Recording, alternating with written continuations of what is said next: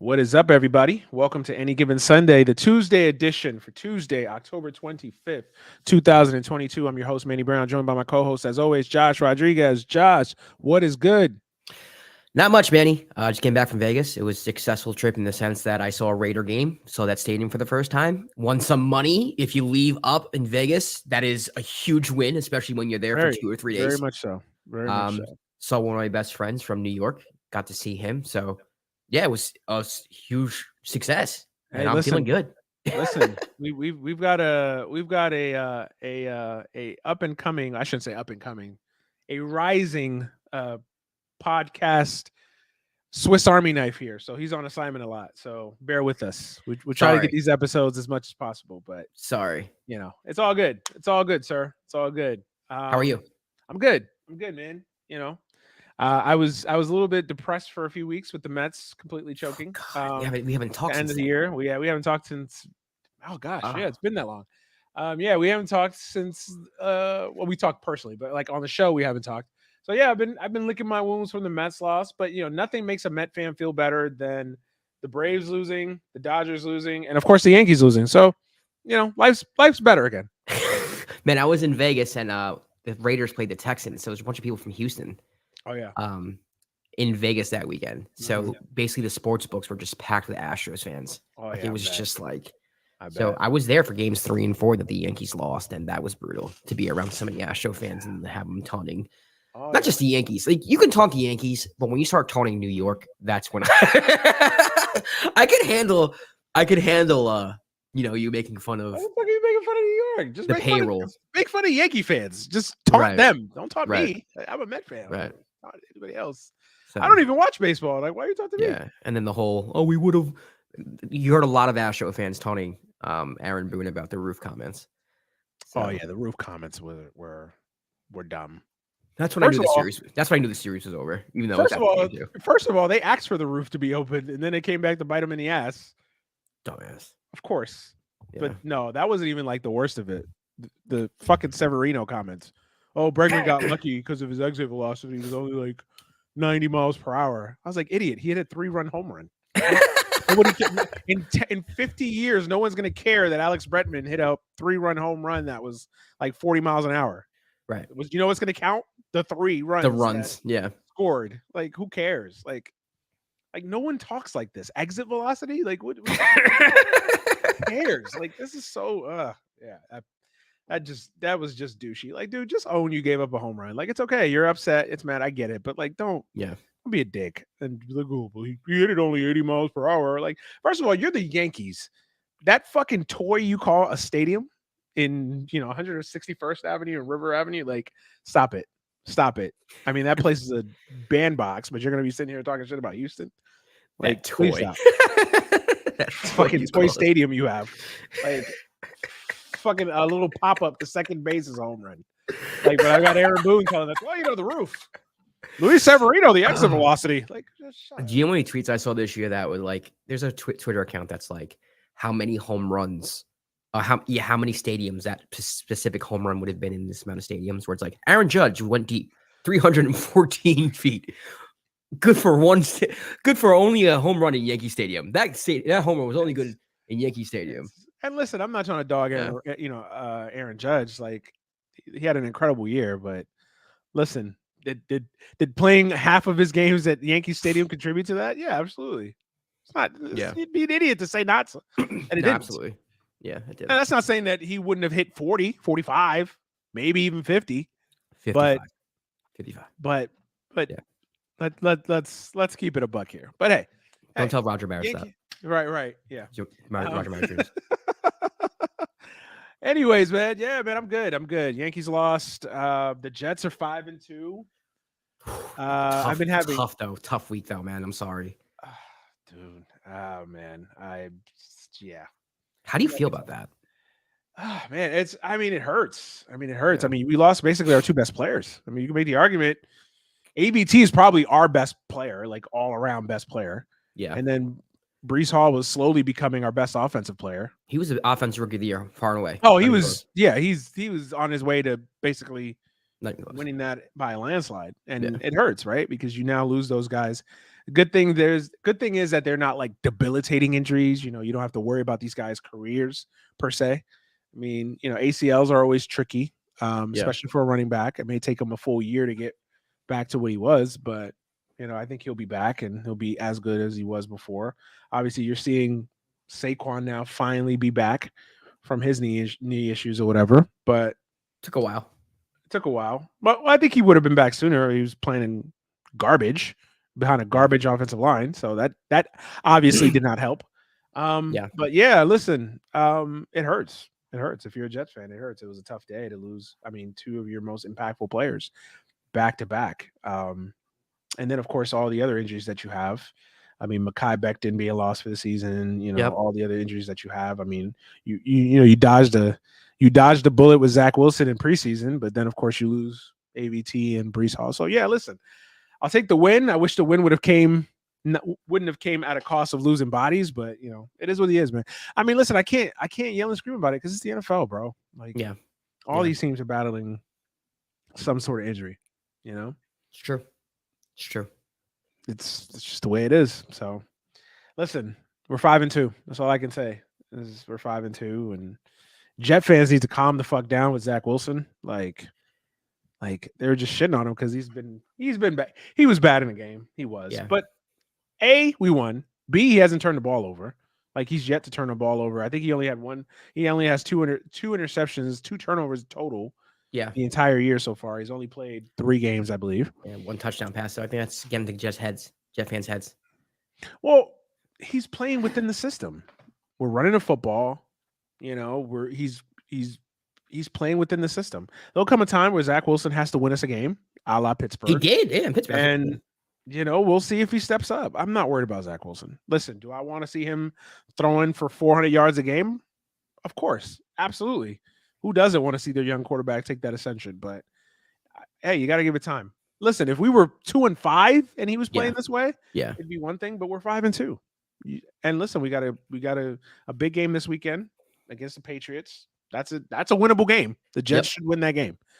Obviously, you saw the Patriots performance, 24 hours ago. The Jets should absolutely be in that game. So listen, I'm a Jet fan. I'm cautiously optimistic, but I'm optimistic. So listen, 5-2 is 5-2. You are what your record says you are.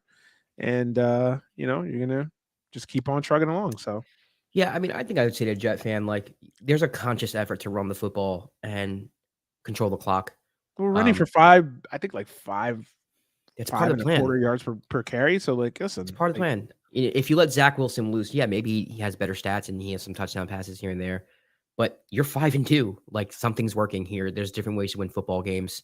Tell that to Elijah Moore, by the way. I was just about to say that. It's kind of that sucks because I like Elijah so much, man. I liked him so much. I like him too, and I get his frustrations. But dude, just like that's just like a pro athlete not reading the room, not understanding. Like, dude, you're gonna come off like a jackass if you do this. Not just that, but it's like, hey, if you give this some time, like, this can be something special. But that was the most frustrating thing about it. Like, this past game, Corey Davis got hurt. Right. Like, you would have gotten more time. I guarantee you he would have been a big factor in this past week. Right. But not only that, like, towards the end of Zach's going to have to throw the football. Like, it's going to have to happen. It's going to have to happen. Yeah, absolutely. And even if it doesn't happen this year, like, you still have this young core where it's like, he's going to have to develop into the quarterback that you think he could be or is going to be. And Elijah's a huge part of that. He's the Jets' number 2 receiver going forward. Yeah. Just be patient. You're winning games. Just be patient, man. Yeah. You're winning games. I get it. They're not they are misusing him because he's playing. Yeah, they're misusing everybody that's a receiver except for Corey. Yeah, they're not using him correctly, and I get the frustration, but it's like, listen, bro, you gotta just stay ready, stay available, right? Like, because at a moment's notice, you can become the guy, right? Right. So, just take your opportunity. So I get it, I understand it, but just poor timing, and it just came off just really bad and just petulant and whiny and self-serving. I mean, come on, man. And it's on the other fact of it is, like, listen, I like Elijah Moore, but it's Elijah Moore. I mean, this isn't Calvin Johnson 2000s. Right. Like, this is Elijah Moore. Like, slow down. Nice. Like, you're a really good player, but relax. Like, dude, like, let's calm down here. Yeah. You're not Randy Moss 2000. Like, let's stop it. That's the other thing about it is, like, who the fuck is Elijah Moore to be demanding trades? Like, I think, and also I think the Jets have some blame too, because I think young receivers like Elijah Moore, he's not stupid. He saw what the situation with Denzel Mims and how that unfolded. So I think he's probably sitting here like, yo, y'all not about to make me the next Denzel Mims. Good point. Obviously, that's an apples to strawberry comparison. It is, but it's not at the same time, because if you're in that organization, if you're a wide receiver growing up in that organization, you see how they did the guy before you who had a lot of potential and promise for no reason. I mean, for me, at least from what I know of, Denzel Mims didn't deserve what. Now you can play devil's advocate and say, well, Denzel Mims was drafted by the previous regime, even though that one doesn't really hold that weight because Joe Douglas drafted Denzel Mims. So it's not like, but you get what I'm saying. Like he was drafted for a previous regime's coaching staff that isn't in place anymore. They feel like he doesn't fit. Listen, I'm over the Denzel Mims thing. I think the kid could have been something, but I think they've wasted him. I'm almost at the point now where you just trade him and just try to see if you could get something for him. Yeah. At this point, but they may not do that now because they have injuries now. Corey Davis got hurt. I don't know how serious. I think he practiced or he will practice this week. We'll see. Mm-hmm. But they may want to keep him as depth. And that's the other thing too. Like you got to start keeping these. You gotta have depth at receiver. You gotta have depth in the offensive line. You gotta have depth in these positions because they're dropping like flies. So yeah, we'll see, man. I do like the James Robinson trade. I thought we pulled off a steal, in my opinion. Getting James Robinson for basically a 6th-round pick. For free. Or the next Tom Brady, who knows? Oh, yeah. In the 6th round. Listen, knowing the Jets, it will be Tom Brady, right? Like we just gave them so-and-so, and he's the next Tom Brady. Like, of course, right? Of course it had to be the Jets. Like, no other 6th-round pick from any team that gets tossed around will turn out to be Tom Brady. It's the Jets' 6th-round pick. Of course. Of course it is. But no, man, I mean, listen, I feel good. I feel good about the team. I feel good about Listen, I'm a Jet fan. I haven't had when's the last time we've been 5-2? It's like when's the last time that we have the potential to go into November playing meaningful games? Ryan Fitzpatrick's first season. Exactly, 2015. It's been a long time. Yeah. So I'm just taking it in stride and I'm just enjoying it. But talking about me, man, 6-1 Giants. Bro. Well, man. They're winning games. I mean, they're coming from behind a lot, but they're winning games. Yeah, it's one of those things where, and I'm on record on this podcast saying that like, oh, they're gonna win like against the Bears and then lose like 6 straight, and they haven't. I don't know how they're doing it. I know how they're doing it, but it kind of just like it blows my mind that they're a possession or two away from being undefeated. Like this Giants team, really. But shout out to Dable, man. To me, you could also make the case they're like a possession or two away from being what, like 2-5. Yeah, to me, it all stems from coaching, though. It's one of the most obvious coaching success stories that you could probably find. It's coaching. It's just it's what happens. Like this is why I get so mad when people like bag on coaches, like, oh, it doesn't matter, especially in the NBA. I know the NFL is not so much. It matters in football, but it matters. It matters, bro. A guy that walks in and just changes the temperature of the room. It matters, bro. Like it absolutely matters. And you have to have guys that are competent. And listen, give Dable credit. He passes the eye test. That team plays hard for him. And listen, give Daniel Jones credit. We shit on Daniel Jones, but he's playing well. I mean, listen, he's not winning MVPs anytime soon, but he's playing well enough where the Giants. Yeah, the Giants are going to have to answer questions in the offseason whether or not they're going to go forward with him. And they're going to have to take it into some serious consideration. That is the biggest thing for the Giants. That is going to be interesting because they're going to franchise him. What do you do? You franchise him for a year and see if you do it again. That's what I do personally. I mean, I think that's what they will do. Yeah. But yeah, that's a big – I mean, even that is like – that's not a slam dunk either because then by that point, you're going to be paying him $27 million or something like that. That's a lot of money. The top average for the quarter – I mean, for Daniel Jones. But it's like, what are the alternatives? You're gonna commit to him? Yeah, exactly. The alternative, you give him a 4-year deal, 3-year deal, or you let him go, and then what's right? Then you're back to square one. I mean, all indications right now, unless there's a catastrophic collapse, is that they're probably going to make the playoffs. Right. So you're going to go from the playoffs and then just kind of erase everything that you did and all the progress that you made. Yeah. I don't know, man. I don't know. I don't look too deep into it right now because obviously it's the middle of the season.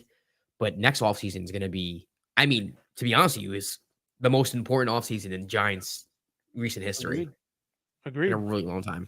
Agreed. I mean, listen, they're catching a lot of, I wouldn't say, I know it sounds negative, but they're catching a lot of teams by surprise. Yeah. Their defense is stout. I think that's the biggest surprise that their defense is this good. Because and that's just proves it. You have a defense and a running game that can keep you in a lot of these games. And listen, you just need a little luck to bounce your way. Yeah, control the clock and don't turn the ball over. I mean, that's really it's the a tale as formula. old as time, right? Like the Jets are doing the same thing. You look at the teams that are winning football games, like that's what's happening. Yeah, yeah. Well, listen, we can get into it. Yeah. What are your 3 things that stood out for you this weekend? The Bucks suck. Yeah, I mean, imagine blowing up your entire family life to go play for Todd Bowles. Think about that. How much do you think is on Todd? Listen, he's the head coach, so he'll get, I wouldn't say the lion's share, but he'll get a lot of the blame. Yeah. But I think he deserves some blame, but I don't think it's all on him. I mean, listen, I think Tom hasn't necessarily played that great. I think the offensive line has had issues for sure. Yeah, to answer your question, is it if you want to do a pie chart, I don't know, maybe 35-40% Todd Bowles, and the rest of it is just the players. I mean, they've underachieved because they're clearly the best team in that division, and they haven't played like it. Not at all. It's awful. It's really hard to watch, and I've had to subject myself to Buccaneer games because I have Tom Brady and Leonard Fournette on my fantasy football team, which explains my 2-5 record. Yeah. Yeah, man, it's painful to watch. It's something that I didn't really expect this year. I thought, not that they would be favorites in the NFC, but I thought they would be at least be in the conversation and sleepwalk through the regular season to like an 11-6 record at worst. Yeah. So seeing this is kind of weird. Now listen, I still think at the end of the day they're going to win that division. Now they may only win that division with 9 games. They may only win that division by going 10-7. Yeah, this is not going to be a 13-4 type of year, but I still think at the end of the day they're going to be there in the end. I mean, the Saints don't have a quarterback. The Falcons were a nice story. They're competitive. Arthur Smith's doing a good job, but they're not winning with Marcus Mariota. Yeah. The Panthers are rebuilding, and yes, I know they came off a loss to the Panthers, but we all know the Panthers are playing for another day. I just think at the end of the day, the Bucks are going to be there. Yeah. Now again, they may take 9 games, and maybe they get hot. 9-8, 9-8. And they get hot in the playoffs, and they pull off of Eli Manning and the New York Giants and win a Super Bowl. They shouldn't win. Don't say that. I can't stomach. I can't do it anymore. I just can't. Nah, Go away. Go away. Go be. I just want to tell him, like, bro, go be with Giselle. Bro, you have a supermodel for a wife. Well, I mean, that's over now, right? It's over now. Isn't she like filing divorce papers or filed for divorce? But there's still time. There's still time. I think. 2-minute drill, Tom. 2-minute drill. Come on. Put points on the board. Let's talk to the ladies in our life and just ask them, like, hey, is there still time? Is the relationship repairable at this point? Nobody knows. Maybe not. Maybe. Who knows? But listen, you got a supermodel for a wife. Go home, bro. Yeah, that's what I want to tell Tom. If you're listening, wherever you are in the world, go home. It's not worth it. It's not worth getting CTE. It's not worth the frustration.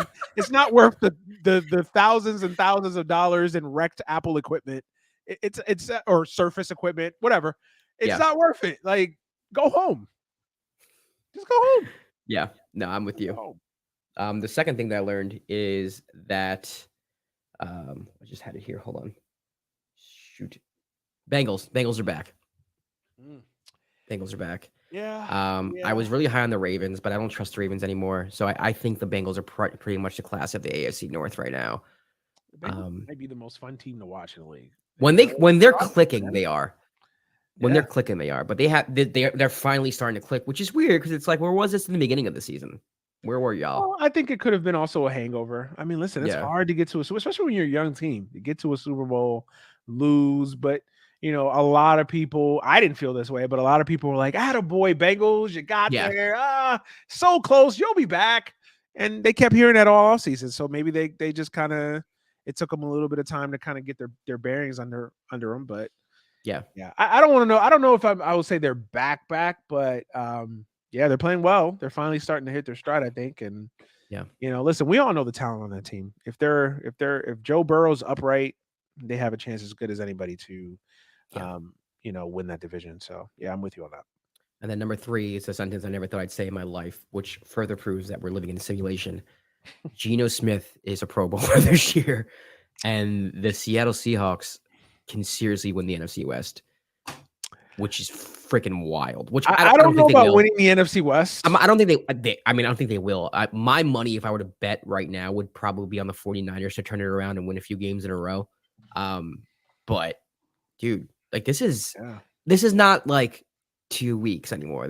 We are in the middle of the season, and Geno Smith is, and it's not even like it's on in a way where it's like the Jets are winning with Zach and how the Giants are winning with Daniel Jones. Like Geno Smith is dropping dimes. Like he's making passes that I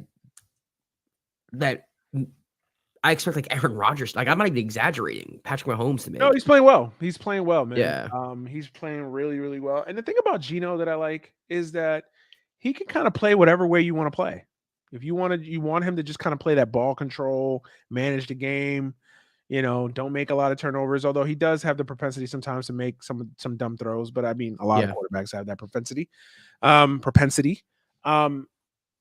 He could do that. If you want to get into a shootout, he's proven that he could do that. So, listen, Geno's playing well. I mean, listen, is he a superstar? No, but you know what Geno is that he's a stabilizer. He stabilizes the quarterback room. But he wasn't even like that before. It's crazy. He's probably like a better Teddy Bridgewater.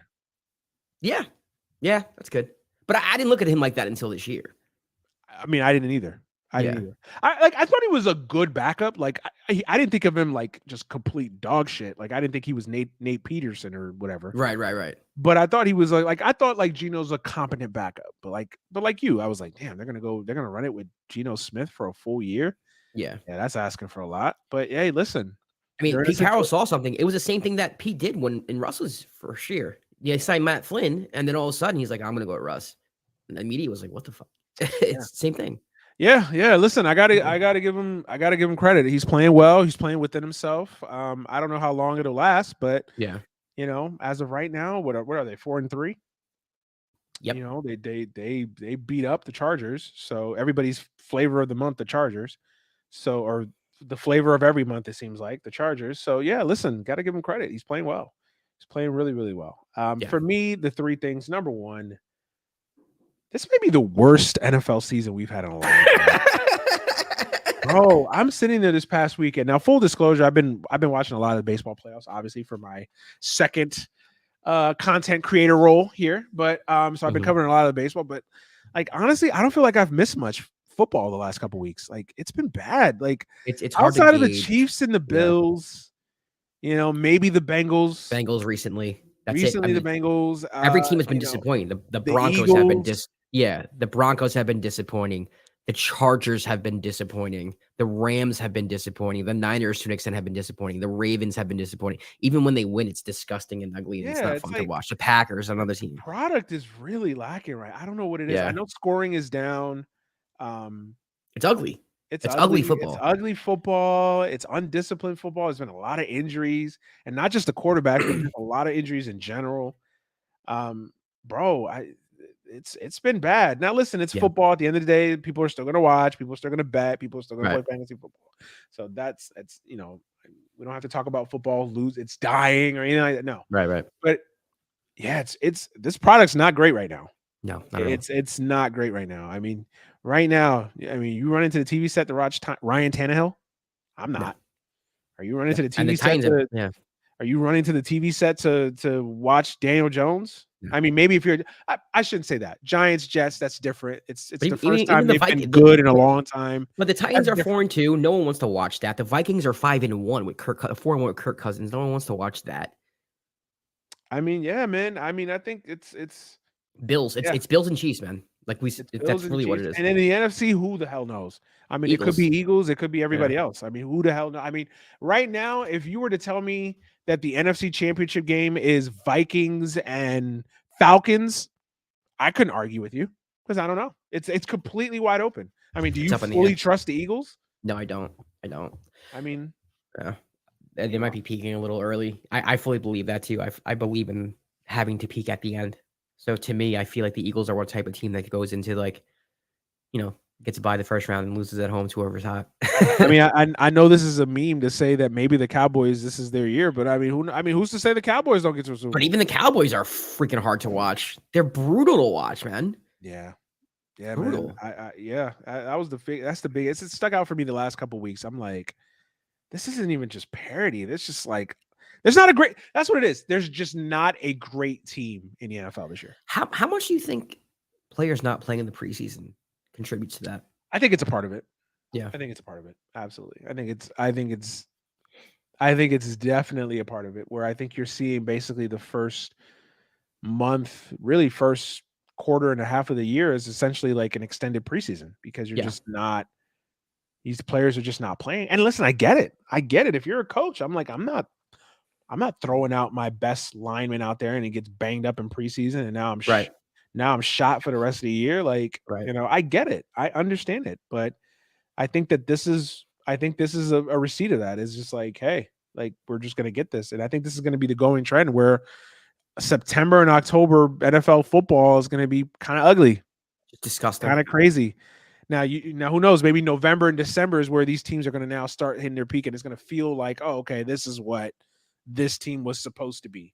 Yeah. But I also think I don't think there's a great team in the NFL. I mean, even the Bills, we've talked about it. Like, I still, the Bills still got to prove it to me when it counts. Yeah, that they're going to get the stops. That's what's his face is going to make the right coaching decisions. Like, I still got to see it from the Bills. They have the most talent and they have the highest upside. Yeah. But, I can't sit here and tell you, oh, yeah, the Bills are a great team. No doubt about it. Basically write them into the Super Bowl. I can't say that. Yeah, you can't do that. And even the Chiefs. I think the Chiefs are probably the second best team in the NFL, but they're not a great team. Good team. Very good team. Right. But they're not a great team. No, I agree. Yeah, it's it's like a couple really good teams, and it's kind of just meh. It's a lot of mid teams and a lot of bad teams. Yeah. No, you're right. And it also doesn't help that like the teams that are traditionally powers, Green Bay, Tampa, they're having complete letdowns this year. So I think that doesn't help either. I mean, but you have whole divisions like the NFC West, man, the Cardinals. Like, there's just so like every once you get like one or two, maybe three teams that underperform. This year, there's like 8.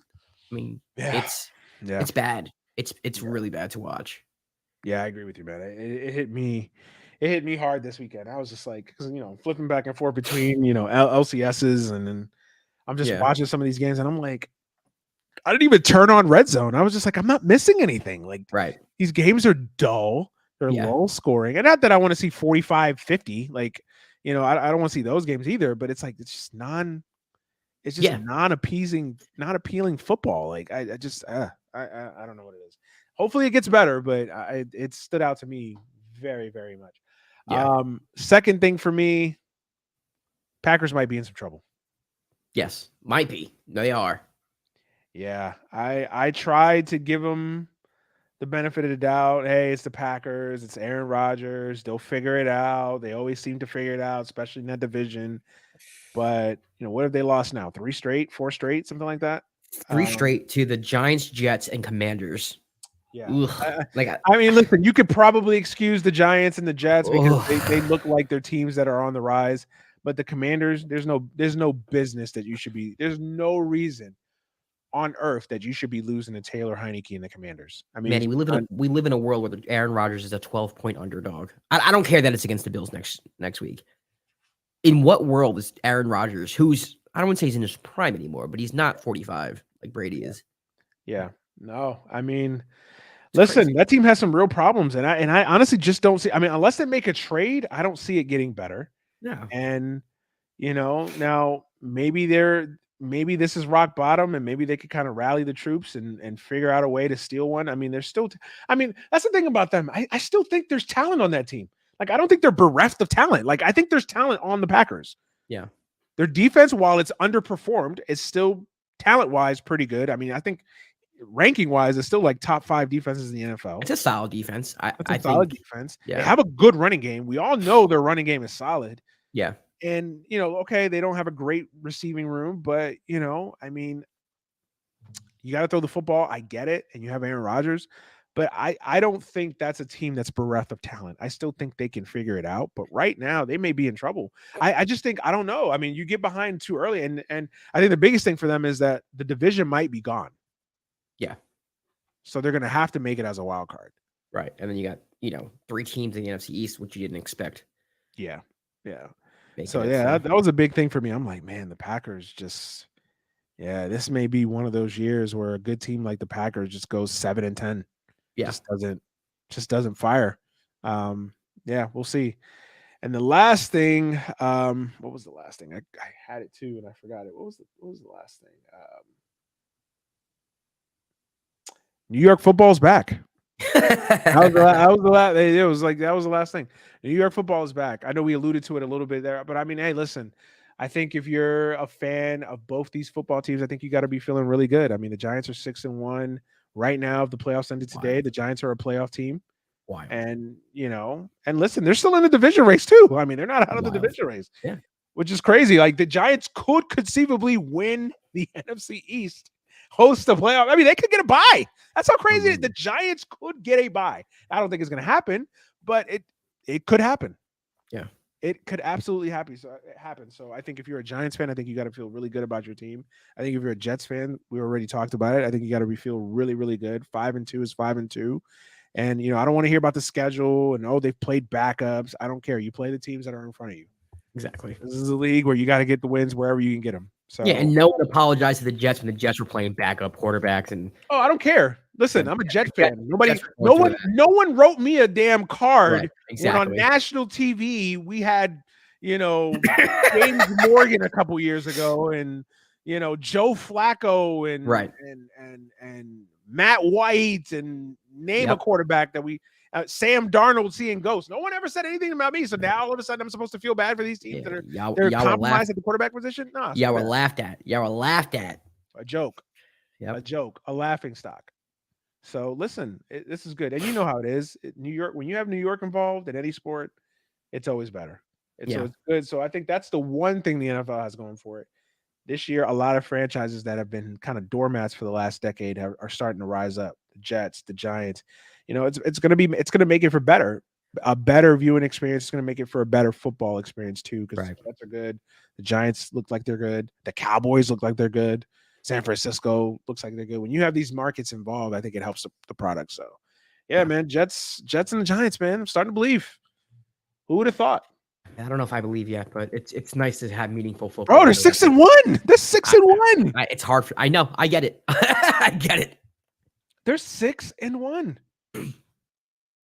I've also seen Giant teams that started off like 6-2 and didn't make. I mean, listen, you gotta take the measured approach. I get it. I understand that. And listen, I'm being facetious. Maybe I'm doing the chef's kiss of death on the whole hosting a playoff game and winning the division. Maybe who knows?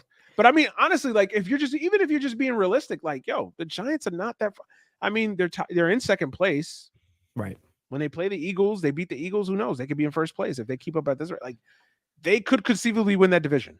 Like it's not. And the other thing about it too is their schedule is manageable. I think they have like the second least hardest schedule in the league. Like I think I read somewhere. I'm like their schedule is not impossible. It is. So you're right.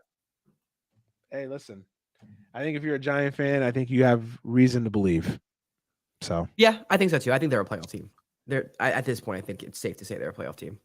Yeah, but I got to go back to the first point, man. It's just a lot of bad football, man. I mean, it's just throughout the league, it's just a lot of bad football. I mean, if you look at the NFC right now, I mean, you go through these divisions. Obviously, we talked about the NFC East, but I mean, the NFC South might be the worst division in football. Might be. It's up there.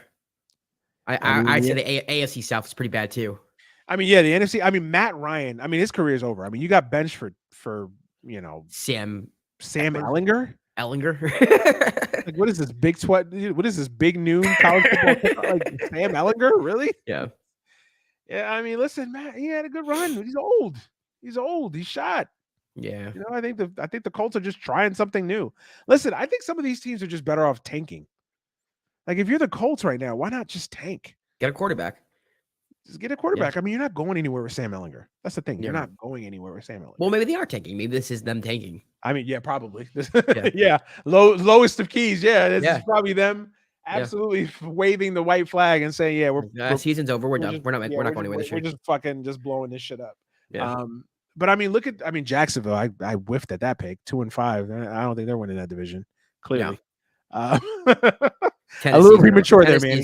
Tennessee's going to run away with it. Yeah, and I don't even think Tennessee's that good. They're not. But it's you have a quarterback in Ryan Tannehill who doesn't really turn the ball over. You have a run game with Derrick Henry, and your defense is like average but solid enough where they're not going to get the doors blown off. They're the king of the mid majors. Like they're just like they're okay. Yeah, they can go 10-7 and win that division. They get the right matchup in the first round. They might win. They might win a play, a wild card weekend or whatever. But I don't think they're that good. I mean, bro, can I start a petition on this show? Sure. I am starting 2 petitions actually. Number 1, can we stop showing Denver Bronco games on national TV? Please. Like, can we please stop? Please, like, please. Is it possible to flex all out, please, bro? I lost years out of my life watching the Broncos. I got gray hair now. I mean, listen, I don't. That's all Denver. I'm already there. This is what happens when Russ cooks. When you let him in the kitchen. That fucking hamburger helper is burnt. Oh my god. Dry as shit. And it's just this is terrible. Like, awful. Stop showing them on national TV. It's awful. Flex them out. It's awful. Like listen. Yep. Enough. And the other thing about it is the NFL needs to stop with all these windows. They're stretching themselves too thin. Yeah. Thursday night football, Sunday night football, Monday night football, Black Friday football next year. I was about to ask if you heard about Rosh Hashanah football. Right. Columbus Day. I know Columbus Day is on a Monday, but you guys get the point. Ash Wednesday football. Ash Wednesday football. Like, enough. Your product is not healthy enough for you to have all these windows. Like, it's terrible. Like Thursday night football is awful. And listen, maybe it's karma because I tweeted this too like a couple weeks ago. I was like, Amazon got away with not paying taxes for like 20 years, and it's coming back to them. The price. This is what you get, Amazon. This is what you get, bro. Thursday night football is unwatchable. Yeah, it's disgusting. No matter who plays, it's always just disgusting. It's just unwatchable, bro. Yeah. I can't listen. I love football. Listen, we spent half of our shows here for basically 6 months talking about football. So we love football. It is unwatchable. Bro, if Thursday night football was in my backyard, I'd draw the blinds.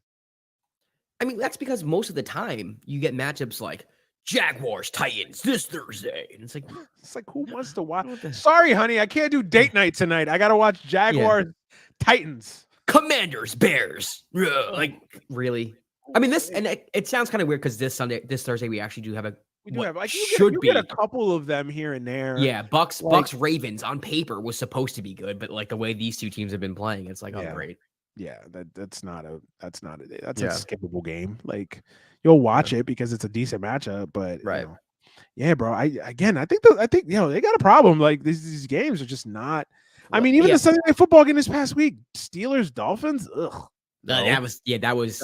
I'm surprised that made this. That felt like a Thursday night. That felt like a Thursday night game. Woof. I mean, bro, the Monday night game last night was completely unwatchable. I mean, it was watchable for me because I hate the Patriots, and that's another thing too. Have you noticed that Patriot fans have disappeared? They're off the face of the earth, gone. I want to put out an APB for all Patriots fans. Like, where I used to. I think the football rapture happened, Manny.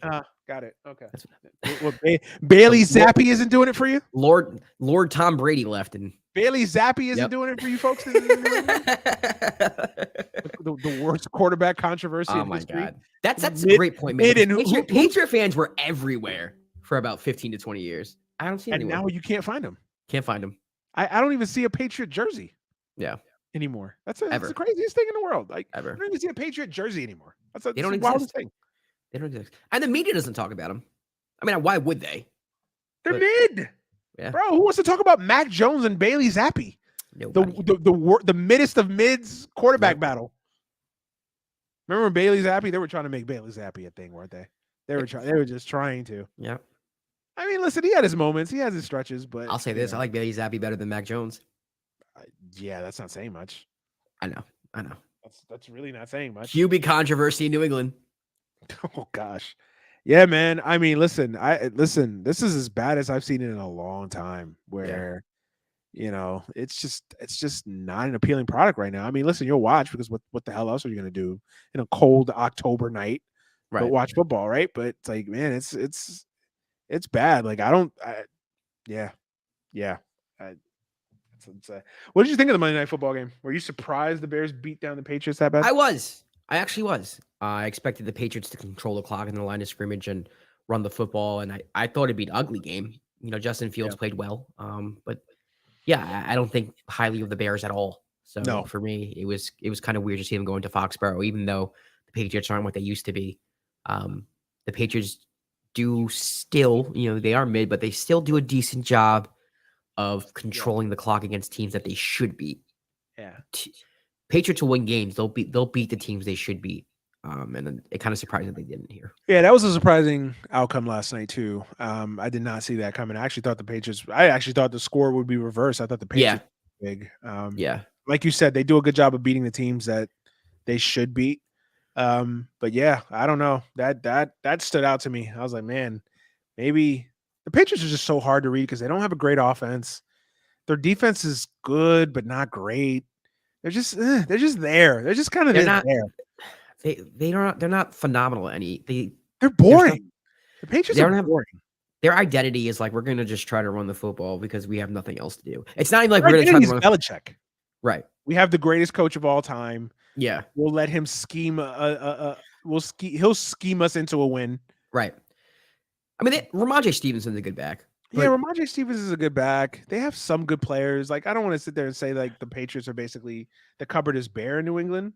Yeah. They've got a solid roster, but again, to me, they're like the prototypical 8-9, 9-8 team. I don't think they're anything better, anything worse. Maybe if they get phenomenal quarterback play, they can win 10 games, but I just don't. Yeah, I don't believe in them. And then the Bears, who knows? I don't know what to make of the Bears. Yeah, do I? I really don't. Sometimes the Bears look passable, and other times the Bears look god awful. Yeah, I don't really know what to make of the Bears. I mean, maybe that's just the circumstance of having a young quarterback like Justin Fields, who's up and down, up and down, up and down. But yeah, I don't know what the Bears. But yeah, that was another tough watch. Listen, for all you baseball haters out there, I mean, listen, you got to be a diehard to watch Dolphins Steelers on Sunday night. Like, you got to be a fucking diehard. Like, oh man, or just an avid bettor or an avid fantasy football player. Like, Manny, there were no points scored in the second half of that game, bro. The score was 16-10 at halftime. The game ended 16-10, bro. Yeah, no, I'm sorry. No weather. Like, it wasn't like there was pouring rain and people shit on baseball. Oh, it's slow, it's boring, it takes 5 hours, yada yada, da da da. There's nothing worse than boring football. I saw a comedian and he was like, a lot of people rag on baseball because the score is low. It's like the score is 3-2. Well, football, people are like, oh, the score is 21-14. He's like, no, that's 3-2. He's like, you guys just. He's like, football's low scoring too. Let's not get into it. You think about it, it is 3-2. Oh man, yeah, we'll move off the NFL because we beat it enough. But yeah, man, I hope it gets better. But man, it's real spooky out there. Let's just say that it's real spooky season in the NFL right now. Yeah. NBA is back. It's been back for a week. Early NBA observations. It's hard to say in a week, but very similar to, I guess, what we're talking about football right now. Not so much of the sloppy play, but there really isn't a great team. I think, the Warriors, to me, I said this last year when they won the championship. I thought they were the best team in the league, and I think they should have won the championship. But out of all the Warriors teams that we've seen in the finals, that was by far the worst one that we've seen. And they won the championship. The Celtics, a lot of people front and say, like, oh, this is one of the best defenses we've seen in a long. No, it's not. Like, can we get off that train? Like, the Celtics are a nice team. They turned into a nice team, but like, they are no way even near one of the best defenses we've seen in a while. To me, there's really no great team in the NBA right now. You don't have a dominant Warriors team. The Bucks are good, but I don't think they're like, I don't think you can definitively say they're head and shoulders above everybody. Same with Boston. I thought Philly would be better. They've come out at like an absolute disaster. You and Philly, man. You do this to yourself every year. I did every year. At least they made me look stupid early this year. I didn't have to wait till like hey, James Harden's back, baby. You know, he is though. That's the crazy thing. Like he's playing well. Let's not get into it. Hey, listen. So to me, it's like let's wait till it's April and then we'll have that conversation again about James Harden. So I mean, I think we're gonna start to see the fact that like maybe this year is a little more open than we've anticipated, and you know there can be a few surprise teams this year, but you know we'll see. I actually disagree with you. I got the opposite take. I think the Warriors are clearly the best team. You think so? Yeah, they lost to the Suns today. Yeah, I know, but it's early. I honestly, I think the Warriors are done having big regular seasons. I think the Warriors understand. The Warriors have reached that level that every like great team at some point or another reaches, where it's like it's not even about the regular season anymore. It's more about their season. Their season starts April 20th or whenever the fuck the playoffs start. Like that's when their season starts. Like their season, they'll it's like LeBron. Steve LeBron Kerr, going to the yeah. Steve Kerr will play air traffic controller. He'll land the plane. He'll get everybody healthy, succinct, ready to go by April. Yeah, it's an extended preseason for them. I mean, that's all it is. I mean, the Warriors. You think they're head and shoulders above everybody else, like clear cut? I think they are. Although I think the margin is not as wide as it once was, or it should be. They can get caught slipping. Yeah. Like if they have an injury, they can lose. In the first round. Like I think if they have a major injury, they could lose. So the margin for error is not there as it once was. But I still think pound for pound, everybody's healthy. Like everybody's playing on an even playing field. Everybody's healthy. I think the Warriors are the best team. I haven't seen anybody that. I mean, Memphis will be in the right now, I think what you're saying is gone, at least recently, gone are the days where you have the Shaq and Kobe Lakers, where they're just overwhelming, like write them in. But that was every year. You had the Lakers, the Bulls, the Warriors, and even the Eastern Conference, the Cavs, the Spurs. Yeah. I mean, like you knew, like. But I think you still have that. I think you have it now. It's just not as dominant because I think the Warriors understand. Like, listen, we're not going to go balls to the walls to try to win. 70. They'll win their 53 games. They'll win their 53 to 55 games. Don't get me wrong. They'll get the 3 seed or something like that. They'll do enough to get a top 3 seed and win 52 to 55 games. Okay. After that, they won't overexert themselves. They won't kill each. They won't do it at the expense of being, Steph fresh, Clay fresh, Draymond fresh. Yeah, I think you're going to see a lot of games where I think you'll basically see load management. I think you'll see load management with the Warriors. I think they'll, that's why they have this huge ass rotation of players because they're going to play them a lot. Steve Kerr said it. But I still think push comes to shove. I think they're the best team. I mean, Phoenix, I haven't really been that impressed with. They've they won some games, but I haven't really been that impressed. I mean, Memphis has looked okay. I think I think it's Warriors, and then I think the conversation then goes Celtics, because I think the Celtics are probably the second best team. Grizzlies, Bucks. I got the Bucks winning it all. Bucks, and then that's it. I mean, so you think 4 teams can win the championship this year? Yeah, I don't think Philly can win a championship. No, actually, I'll take that back. As far as legit, like right now, Manny, go to Vegas and put your house up for sale. Who's going to win a championship? Warriors, Celtics,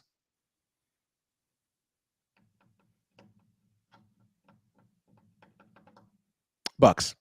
3 teams. 3 teams that can legitimately win a championship this year that I've seen so far. Now, I could be wrong. I'm not an expert, but I have seen. Yeah, the Grizzlies are still a little too young. So I agree. I can see the Grizzlies going to the Western Conference Finals and losing in 6 or something like that. They probably have the highest upside. Yeah. But I still don't think they're ready yet. There's still a lot of immaturity with that team that I don't like. But I think they're dangerous for sure. I think they're the biggest threat. Oh, you know what? I think if they keep Zion healthy, I think the Pelicans are the ultimate wild card. Okay. Yeah. Those, by the way, those are the only 2 teams that I think in the West scare the Warriors. A healthy Pelicans team and a healthy Grizzlies team. Interesting. Okay. Yeah. I think the Grizzlies scare the Warriors the most. Yeah. I honestly, if you tell me Zion plays 65 games and he averages his career numbers of 27 and 11, yeah, and Brandon does what he does, and they take that next step maturity wise and all that, I even like the Pelicans more than I like the Grizzlies.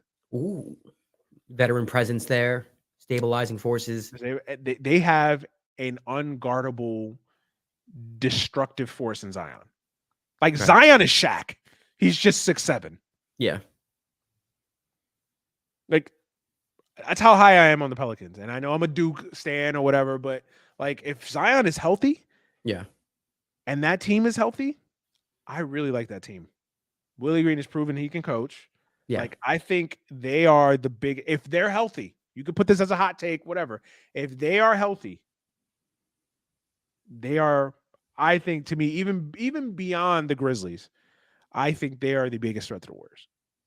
Okay.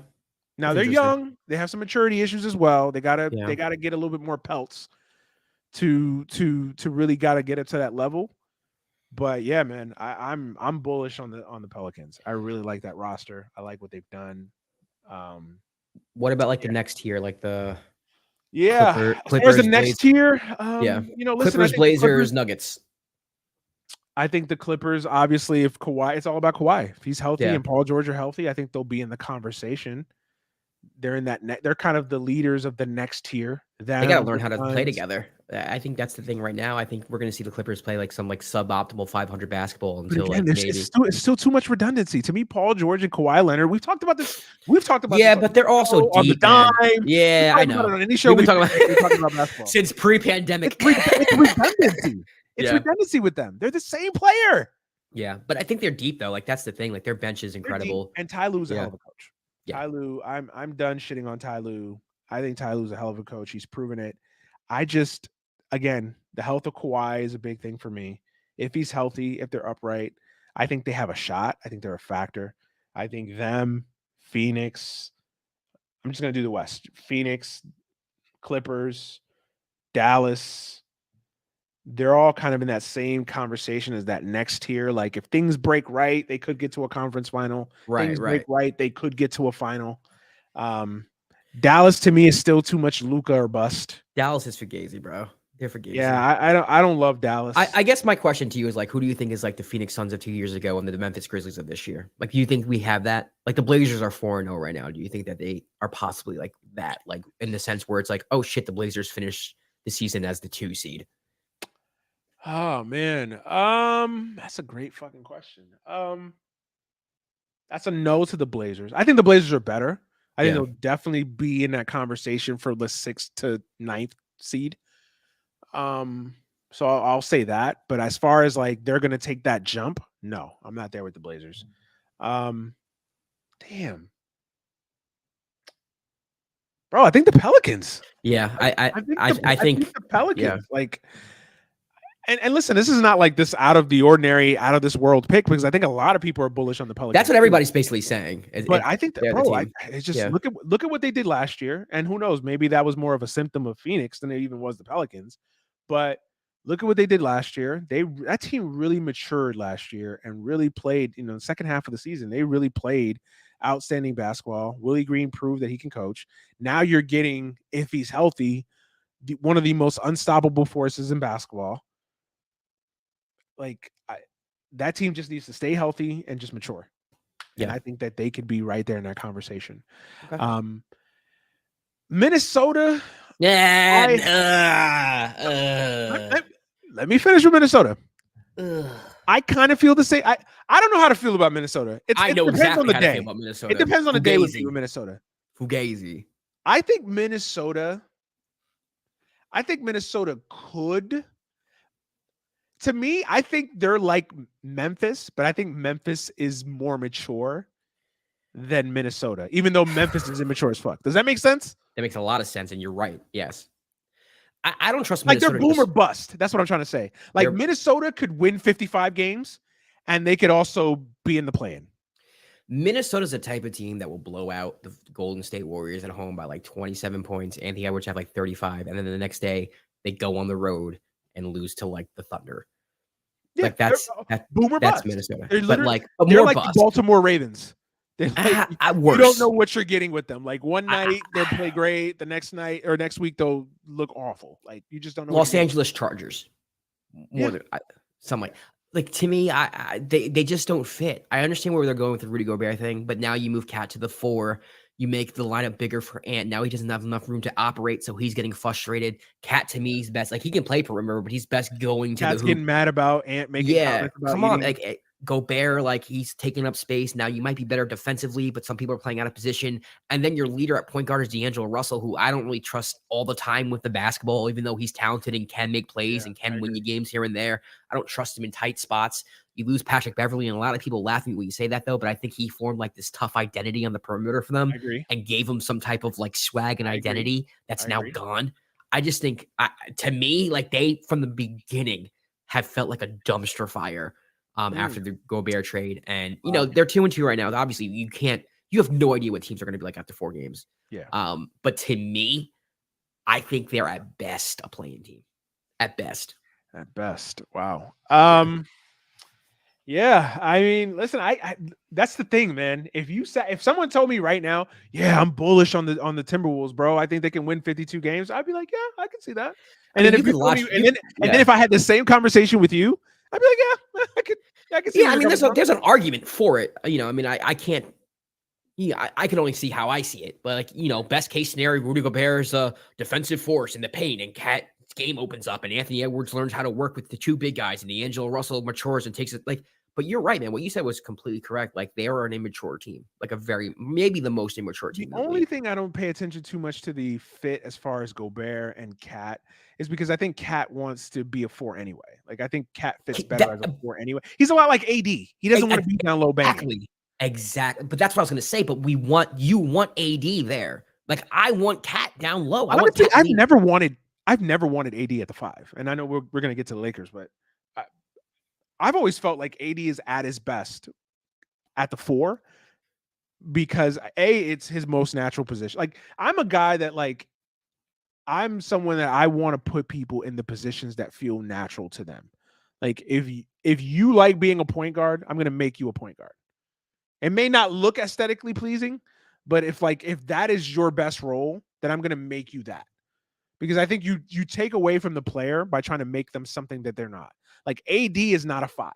He doesn't like to bang. He's not a guy that's going to get into the interior and just dominate the interior. He can. He has the talent to do so, but he doesn't like to. And I think that by trying to make AD a 5, you take away from AD's natural greatness because now you're getting a lesser AD in a sense than you would have if you just kind of leave him alone. I've always felt like AD, prime example. I know everybody's going to say, oh, it was a bubble. When the Lakers won a championship, you had a rotation of good, solid 5s. Yeah. And you had AD at the 4. That was a matchup nightmare for most 4s in the league. Because at that point, he could still shoot from the perimeter. I don't know what happened to the shooting. But at that point, he could still shoot. He was a weapon from the perimeter, right? Yeah. And then he could beat you off the dribble, and then he can post you up down low. So he was a matchup nightmare for all 4s, right? And I know you could say that, well, if he played the 5, he'd be a matchup nightmare for all 5s too. But he's not comfortable there. So I feel like, you get what I'm saying? Like, I get what you're saying. I think for me though, like, I think it's a mindset thing, right? Like, so even when AD, when he's playing the 4, even if you're playing the 4 and you have a big guy there, I want AD to be aggressive. I want him going into the hole. And I think there's a mindset with Cat more so than AD with Cat where it's like, oh, now I'm the 4. Let me do my thing on the perimeter. Where if he's playing the 5, it kind of forces him to be a little more aggressive in the paint. Cat, now that you're 4, I don't think you're going to see him, take it in to the hole as much as he should. And then on top of that, like the 5s that AD were playing, like Dwight Howard can catch a lob. Dwight Howard can finish inside. Mm-hmm. Rudy Gobert, like if he's not catching the ball 2 feet from the rim, he's not doing anything with it. He's just in the way. Mm-hmm. So it's a little different. Yeah, I agree with you. It's not the best of fit, but I think that's your point you brought up earlier, though. I think they'd be better. I think the Cat Rudy mix would fit better if they had a better point guard. You know what I'm saying? So like D'Angelo at the end of the day is. I feel like that's the guy that they're going to have to move. If they're dead set, and obviously they traded away 15 goddamn first round picks, so they're committed to this at least for the near future. If you're dead set on it, on Cat, Rudy, that's your pairing, and Ant, obviously, then I think you got to go out and get a point guard. That is a facilitator. That's a playmaker. That's a better point guard. That's maybe not as dynamic. Like, to me, Malcolm Brogdon would have been perfect for that team. Yes, I agree. You know what I mean? Yeah. Guy that can play defense, can hit the three, can be a little bit of a playmaker, can get everybody the ball in the right spots. Yeah. Like a young, like Chris Paul of like 3-4 years ago would have been perfect for this team. Yeah. Because Chris Paul would have been like, yeah, I can get you guys the ball in the perfect situations and perfect, like I can take advantage of you guys' size. I can get you guys the ball in the best spots possible. Yeah, D'Lo's looking out for himself when he plays. D'Lo's a scorer. He's a combo guard, so he's not. He can play the point and he's a little bit of a playmaker, but he's not a guy he's not gonna accentuate the positives in that pairing. Yeah, if that makes sense. So. Yeah, listen, man. Minnesota is hard to read because, again, they're the ultimate boomer bust team. They can win 55 games and they could be in the playing game. They could be the 9th seed. And it's just a matter of where they fit in that, right, in that equation. But yeah, I mean, I'm bullish on the Pelicans. Again, the Grizzlies, I just got to see more maturity. There's still some times with the Grizzlies that the maturity is a little lacking. But I love the talent. I love the talent. I do too. I know we haven't talked too much about the East, but I think the Bucks and the Celtics are clearly the two best teams in the East. That's really what it is, man. There's no other conversation to have about the East. It's just, is it going to be Boston or the I mean, the Sixers, they have talent, but I don't buy into the Sixers. I'm sorry. I don't either. I mean, I know NBA Twitter loves the Sixers. I just don't. I'm sorry. I don't. It's more of a mindset thing with me with the Sixers, where it's like on paper, especially when they added PJ Tucker and DeAnthony Melton, I'm like, all right, now they have some toughness and some more defensive versatility here. But I think a lot of, Doc Rivers and him coaching and watching them on offense, they don't seem like they have any plan to attack. And Embiid, let's talk about it too. Embiid seems very Embiid is Dwight Howard, bro. He's prime Dwight Howard. Yeah. Well, you just wonder if the mentality is there, like, get the fuck out of my way, give me the ball, I'm going to dominate. I think Embiid almost dominates by just pure talent. Like, he's fucking 7'1" or whatever he is, and he's just so naturally skilled and gifted that he's just going to put up 25, 27 points in his sleep. But is he really dominating the game? Is he really that dominant force that he should be? I don't think he is. Not every night. And it seems a lot of it has to do with his attitude or, his approach toward the game, which is very disappointing. I'm telling you, I think he takes pleasure in being more of a Twitter troll than being like an absolute dominant force on the basketball court. I mean, it's not his personality. His personality isn't like this mean, I'm going to slit your throat no matter what to get this W. I mean, every once in a while, if you piss him off, like you see it with him sometimes, and you got to get it out of him, and that's not. But out of him consistently, and I don't know what happened, but to start the year, it just wasn't there, and it's still not there. So I don't know, and I think the window on that team is not as open as people think it is. I think it's open. I think they have to fire Doc, which I don't like saying. It makes me uncomfortable call for firing of a head coach, but it's just not working there. The team doesn't seem to be jiving with him, and his offensive scheming and lineups are just terrible. I think you can save it if you get rid of Doc early, you change the vibe of that team, and get someone who Embiid respects and can respond to. Who are you going to get though? Like I feel like that's like low hanging fruit. Who are you going to get? D'Antoni? I don't think D'Antoni fits on that team. He would hate D'Antoni. I love D'Antoni, but he would hate Harden. Would love D'Antoni. Well, Harden will. Tyrese Maxey probably will love Tyrese. Yeah, then you're playing that game. But Embiid will hate him. Whose team is it? Oh, now I feel like it's Harden's team, and now I'm a little offended. Like that exists in Philadelphia, which is a big reason why Ben didn't work out there too. Let's be real. I mean, a lot of people like to trash on Ben Simmons, but the fact of the matter is, Embiid didn't really, do much to help him out either. Oh, I agree. He contributed to that as well. I agree. He didn't help. He didn't help Ben in the media. He didn't like prop up Ben. He didn't have Ben's back. He called out Ben a few times, passive aggressively and directly. So and I think he shifted a lot of the blame on Ben because it was easier. Feed off of me, I can just. It's his fault. Yeah, it's this guy's fault. Exactly. And I think he was planning to do the same thing to Harden this year if things got south. But Harden, the Sixers to me remind me of the Clippers of the last decade, A lot of talent. They're gonna tantalize you with the talent. They should win a championship, but I think they're gonna fall short. And I think, Doc got the helmet Doc at at both the of those helm, franchises. Yeah. Embiid and Blake Griffin kind of have a lot of similar traits as far as that mindset. Like, do you always wonder if they really want to be that down? And I don't think they got to be the rah, I'm going to be mean. Like, no, I'm not even saying that, but just consistently night in, night out, they're the best player on the court and they're going to let you know it. I don't see that with Embiid. I just don't love that team. I really don't. They have talent. Everybody knows they have talent. It's not a question. They keep fooling me, man.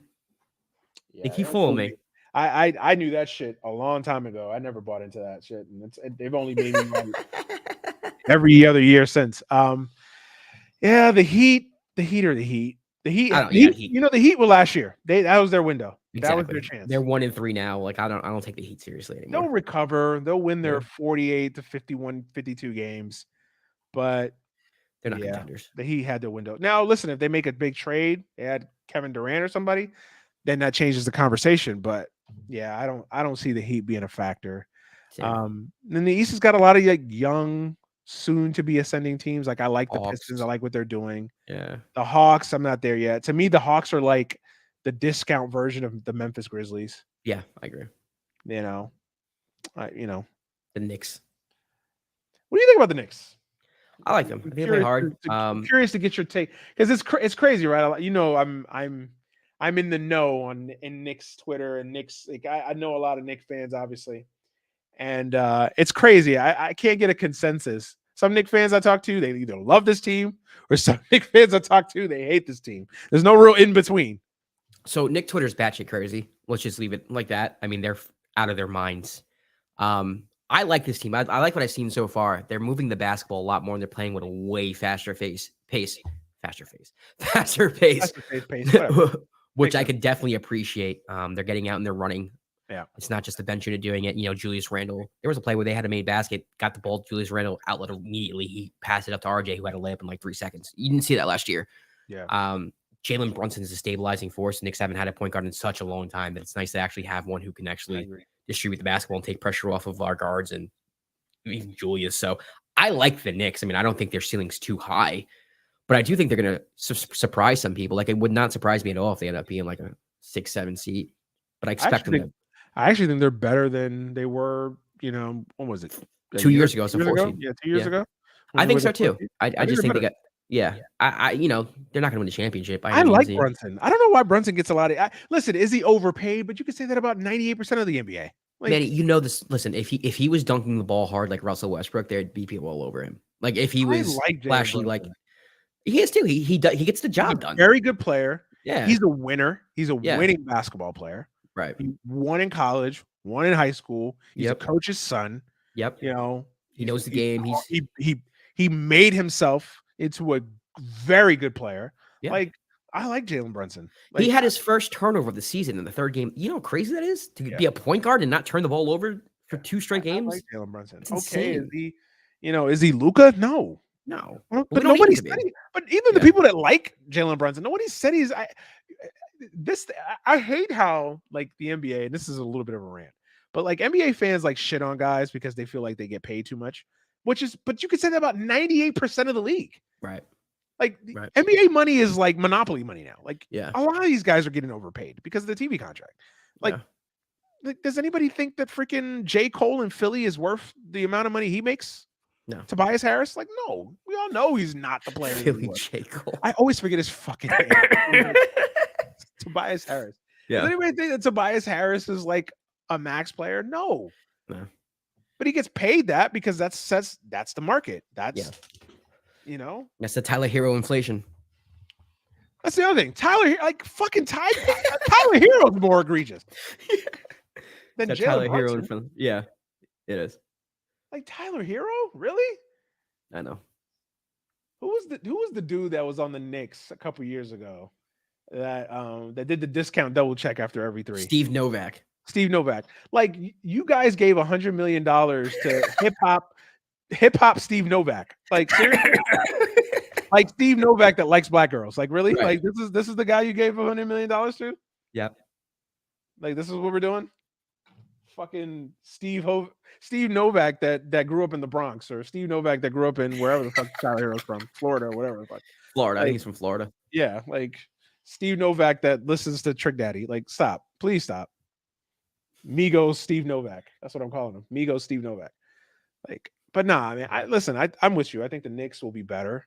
I'm obviously is anywhere but up with the Knicks, but I think that at the end of the day, I think the Knicks will be a fourth to play in type team. Yeah, I expect to play in for them. I mean, there are other teams that I don't expect them to leapfrog. I think they're good. I think last year they lost a lot of games to teams they should have beat that they didn't. I think that kind of changes this year, but I don't see them beating teams like the Bucks or the Celtics. Like, they're going to lose to teams they should lose to, and they're going to be these teams they should win against. And I think that ends up them being like 43 and 39, and whatever that takes them, that takes them. What do you think of the Nets? I think they're a dumpster fire. We got to talk about the Nets and the Lakers. Come on, the Nets are a dumpster fire, man. Once again, proving that you could have all the talent in the world, and doesn't mean it's going to work out. Yeah, it's interesting. Basketball, at all sports, like I firmly believe, and I think you might vehemently disagree with it, but I think baseball, like, you can legitimately hate each other as a team and still win a World Series. Like, you get up to the plate, you hit the ball's hit to you, you field it. Like, there's no, like, I think if you like each other, there's a vibe that you can create, but like, you can also hate each other as long as the person does their job. Like, you're going to win the game if you're better than the other team. That's how I feel personally. I know you might disagree with that. With basketball, I do think that you have to have this personality match. I think you have to understand each other. I think you have to understand how someone plays. You got to work off of them, and things of that nature. I disagree. I get your point, and I do think that like basketball, because of the size of the rosters, yeah, it's more ideal with everyone likes each other. But I mean, not everybody on the '90s Bulls got along. No, that's true. Shaq and Kobe were notoriously at each other's throats. I'm not saying it's the number one thing, but I think it is important. Yeah, I don't think it's a coincidence that, like, you get teams that really like each other and they play well together. I do think it's important. I really do. I think the point that I would make is the Nets are the prime example of the culture of basketball, really, since like the decision. Player empowerment, we'll say the player empowerment era.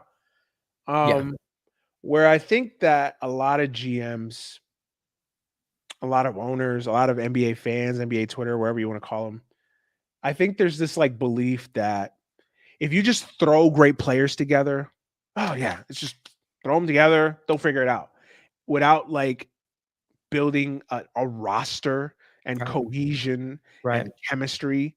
And it's just kind of like just playing fantasy basketball. Oh yeah, let's get KD to team up with Kat and to team up with Dame, and yeah, that makes the team. And it's like, but how many times has it not worked? Like, at this point, like, we see this is the second time it failed with the Nets. You saw it fail with Dwight Howard, Kobe, and Nash. You saw it fail in New York with Melo and Amari. Like, this fails all the time. At what point are GMs gonna be like, all right, we probably shouldn't do this? I think the NBA is littered with GMs that are constantly fighting for their jobs, and I think that it's the ultimate like get quick rich schemes, right? It's the pyramid scheme of absolutely. No, but it is. Like, that's what it is, right? Where these GMs panic because they're under constant pressure, and it's a star-driven league more than any other league in the sport. In sports, like the NBA, the superstar is everything. Like in the NFL, like it's not. It's somewhat like that, obviously, with the quarterback, but you still need to build a team. Baseball is the ultimate opposite of that. Like, it doesn't matter. Like, Mike Trout and Shohei Ohtani have been on the same team for the last 5 years. They can't. And it doesn't matter. They can't fucking sniff the playoffs. So obviously, like, so in baseball that doesn't work, but in basketball, I mean, you need stars to win. Like, you can have as many Jalen Brunsons as you want, but you're not winning. You'll maybe win 55 games and lose in the second round. You need stars. But I think in that, I think people have gone too far to the left or right, wherever the perspective is, where it's like, oh yeah, let's get LeBron and KD and James Harden, and for good measure, let's add an old Blake, and let's just throw it together and see if it sticks. Like, no, you can't do that. Like, everybody shits on the Warriors. Oh, KD and the Warriors, but like, KD joined an already assembled roster. Yeah, they weren't like that. They were a super team because they drafted a super team. It wasn't like they drafted and developed those guys. And throughout the history of the NBA, most great dynasties have been drafted and developed. Right. And Like, I organically think formed. organically formed. And I think a lot of these GMs, especially in this player empowerment era, have lost sight of that. Like, no, you've got to draft and develop Spurs and the Lakers. Like, people shit yeah. on the Lakers. Like, the Lakers drafted, and I know Shaq came as a free agent, but they drafted Derek Fisher. They drafted Kobe. I know Charlotte drafted Kobe, but you know what I mean? Like, they drafted and developed Kobe. You Right. know, they drafted Derek Fisher. Yeah. You know, they even their ancillary pieces like Rick Fox and Robert Horry are not like huge transitions. They're like no, chess pieces that like you exactly. And then you smartly bring in a fucking guy like Shaq to kind of tie it all Brian together. Shaw. Did you draft Brian Shaw? You might have drafted Brian And Shaw. even But the 80s Lakers, they drafted and developed Magic Johnson. Right. Like James Worthy. Exactly. Yeah. The Bulls, Pippen, Jordan. Pistons, Kirk. Isaiah. Yeah. Spurs, Duncan, Manu, Parker. Right. Like, I mean, it's chapter and verse. Look out throughout the history of the league. Yeah. And even the ones that were like, for instance, like the Heatles, like they only won 2 out of 4. I mean, for what we thought, a disappointment. Can we say that the Heatles were a disappointment? Yeah. No, we absolutely can. I mean, for what we thought they would be, you know, they were a huge disappointment. Huge. I mean, we were thinking basketball was over when for me, I'm like, why am I watching basketball for the next 10 years? Yeah. That's how I felt when they got together. Yeah. And you know, that team didn't last, right? Yeah. So they underachieved. I really think they underachieved, especially in the Eastern Conference back then, where the Eastern Conference was ass. Yeah. Like, they underachieved. They blew through the East. Like, Paul George took LeBron 7. Right. Yeah. Right. I think that, but that's what I think the biggest thing is, man. I think a lot of these teams have lost sight of, like, yo, no, you got to draft and develop, and then when you're close, you supplement with a big free agent, or you add a final piece here and there, you know. Yeah. But and then every once in a while, you get your 2008 Boston Celtics team. Yeah. Which once in a while, here and there.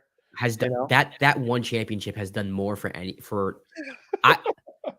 it's insane how much that championship counted for. Getting so much mileage out of that championship on every single one of them. Every single one of them. I mean, hey, you can't knock it. But even them, like, to an extent, were unsuccessful in my mind. Because I remember when that trade went down, I was like, same thing. Like, why am I watching basketball? Well, what's the point? And then they won the first year, and I was like, they're going to win the next 4 or 5. They won 1 championship. That team, 1. That team should have won 4 or 5. Let them tell it. They were into the finals every fucking year. You let them tell it. They're the best team in basketball history that never lost. Mm-hmm. And Doc Rivers, I mean, the narrative of Doc Rivers after that season was just like, remember Doc Rivers was close to getting fired. Yeah, he was going to. I mean, his career would have been over. Yeah. It's amazing how. But I mean, I really just believe that, man. That I think a lot of GMs, a lot of teams have just really lost that ability to, like, draft and develop and build these teams over the course of 3 to 5 years. And I think it's become a get rich scheme where it's like, oh yeah, let me just go get, this player and he's friends with this player and they want to play together because their baby moms were close in high school. So they now want to play together because their wives are friends and they want to shop at the same Balenciaga boutique in this city. So now they're going to join together, and it's like 6 degrees of separation of superstar, and let's just join them together and fuck cohesion, fuck common sense team building. Right. Let's just throw these pieces together and see if it fits. And I think it's proven more times than not that it's kind of not working. More times than not, you're right. I mean, it's worked a few times. Teams are going to try. I think teams are going to try. But it also worked at times when, like, I don't know, LeBron James was a part of it. You know what I mean? Right. Yeah. Like, I mean, the Lakers last championship was that. Yeah. It's going to work when prime LeBron James is a part of the equation. And I want to see what these teams that are, like, close, like, let's say the Pelicans and the Grizzlies and teams like that are, like, close to bubbling, like, what their next move is. Because I think the Grizzlies, like, I think if I'm KD, I go to a team like the Grizzlies, bro, where they're a young team ascending, and all they just need is that final piece. Like, I would go there. Fuck Phoenix. I'd go there. Yeah. Or I'd go to, let's say the Pelicans do what we like. I'd go to New Orleans to play with Zion and Brandon Ingram. You probably have to give up Brandon Ingram in that trade, but you get what I'm saying. Like, I'd go there. Would you want him as a Pelican fan? I mean, if you're a Pelican fan, the 6 of them that are out there, I mean, I think that you would have to want Kevin Durant, right? Like, I don't think you can be beggars. Beggars can't be choosers. You know, you're the Pelicans. You got a chance to win a championship. Like, yeah, you go out, you go out and get whoever. Yeah, that helps that cause. So, yeah, surprised you haven't asked me about my Lakers yet. What do you think about your Lakers? Oh man, it's gonna be a long. I mean, you already know my feelings. I think the Lakers should just blow it up. I think it's that take is looking more right every day, man. The Lakers had a window. The Lakers had a window from when LeBron agreed to go there till now. Basically, they had a window to take advantage of LeBron, still at the peak of his powers, to win championships, to be a perennial power. And then they had the ultimate break in that the Warriors had basically a 2-year sabbatical of not being a dominant Warriors team. And they didn't take advantage of that.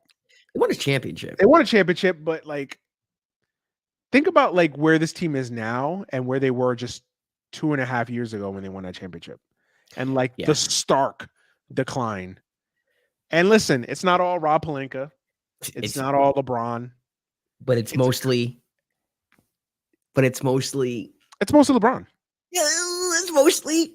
No, it's Russell. It's mostly Russell Westbrook. It's not. Yes, it is. Yes, it is. Yes, listen. It's that contract you've given to Russell Westbrook. You cannot get any other ancillary pieces to help out LeBron James and Anthony Davis. I agree. In the micro, I agree. But in the macro, I think that Russell Westbrook is low-hanging fruit. Listen, we've done podcasts just shitting on Russell Westbrook. So we could be here all day talking about how Russell Westbrook is a nincompoop. We get it. But he is just a symptom of the problem. He is not the problem. He's a manifestation of the problem. Okay, the problem starts with the top up. Jeannie, I love her. She's the homegirl. I love her. Yeah. But she doesn't know what the fuck she's doing. She needs to bring in a basketball executive that can run the fucking show, that knows what the fuck they're doing, that has gravitas, can walk in and be like, this is my fucking team, this is my show, and I'm running it. A Danny Ainge type, a Masai Ujiri type. Give him a bag and say, you are running the Lakers. And then go from there. She doesn't have that. It's her and her girlfriends and the people that do her nails and Kurt Rambis' wife and Kobe's agent. And I like Rob Pelinka. I think he's a better GM than I think people give him credit for. But nonetheless, like, we need changes. And it's not going to, and I listen, you want to sit there and get rid of Russell Westbrook and think that, like, okay, all the issues are solved? No. They're not all solved, but the team is, I mean, if you get a shooter. AD is still a question mark, and he looks like he's a shell of the player that he used to be. Although he's looked good this year to start, I'll be fair. Yeah. You know, LeBron still looks good, but I don't think LeBron's nearly the same player he was. No, but he's still great. Yeah. But what LeBron isn't now is LeBron used to be able to hide all of your deficiencies. He can't do that anymore. Yeah. Right? Like, he can't do that anymore. So now you need to have your shit on lock because LeBron can't necessarily hide all those warts and discrepancies that your team used to have. You know, you're telling me, and I know that most Laker fans or the media is obsessed with the Miles Turner Buddy Hield trade, but to just even forget about that trade. You don't think that they can benefit from just 2 shooters on the wing, 2 knockdown, Josh, so, and maybe another ball. But are they winning a championship? If they add Miles Turner, Buddy Hield, are they winning a championship? They're not winning a championship, but I don't think they're a joke. I think they're not a joke. But this is they're a playoff team. They're a respected playoff team. But this is the thing. This may come off as asshole-ish, as snobbish. I hear arrogance. It's the whatever. Setup. I am a Lakers fan. If you are not competing for championships, what are we doing? This is the Los Angeles Lakers. Yeah. 28 other teams are basketball franchises. The Lakers are a brand. If you are not competing for championships, what are we doing? Yeah. Now, does Miles Turner and Buddy Hield make you better? Absolutely. I'd be an idiot to tell you that it does. It'd make you better today, tomorrow. Yeah. Does that make them a solid playoff team? Yes. But there's no, I don't even care if you are Buddy Hield's wife. You cannot tell me that Buddy Hield and Miles Turner makes the Lakers a bona fide championship contender. No, it doesn't. You're right about that. I'll give you that. And if that's the case, and I think even the most irrational Laker fan can admit that trade doesn't make the Lakers a championship contender. And if you're not a championship contender with LeBron at the end of his prime and AD, who knows if he's still in his prime or exiting his prime, who the fuck knows with AD? You just got to take AD game by game. Yeah. What are we doing? What is the vision? What is the plan? That's my thing.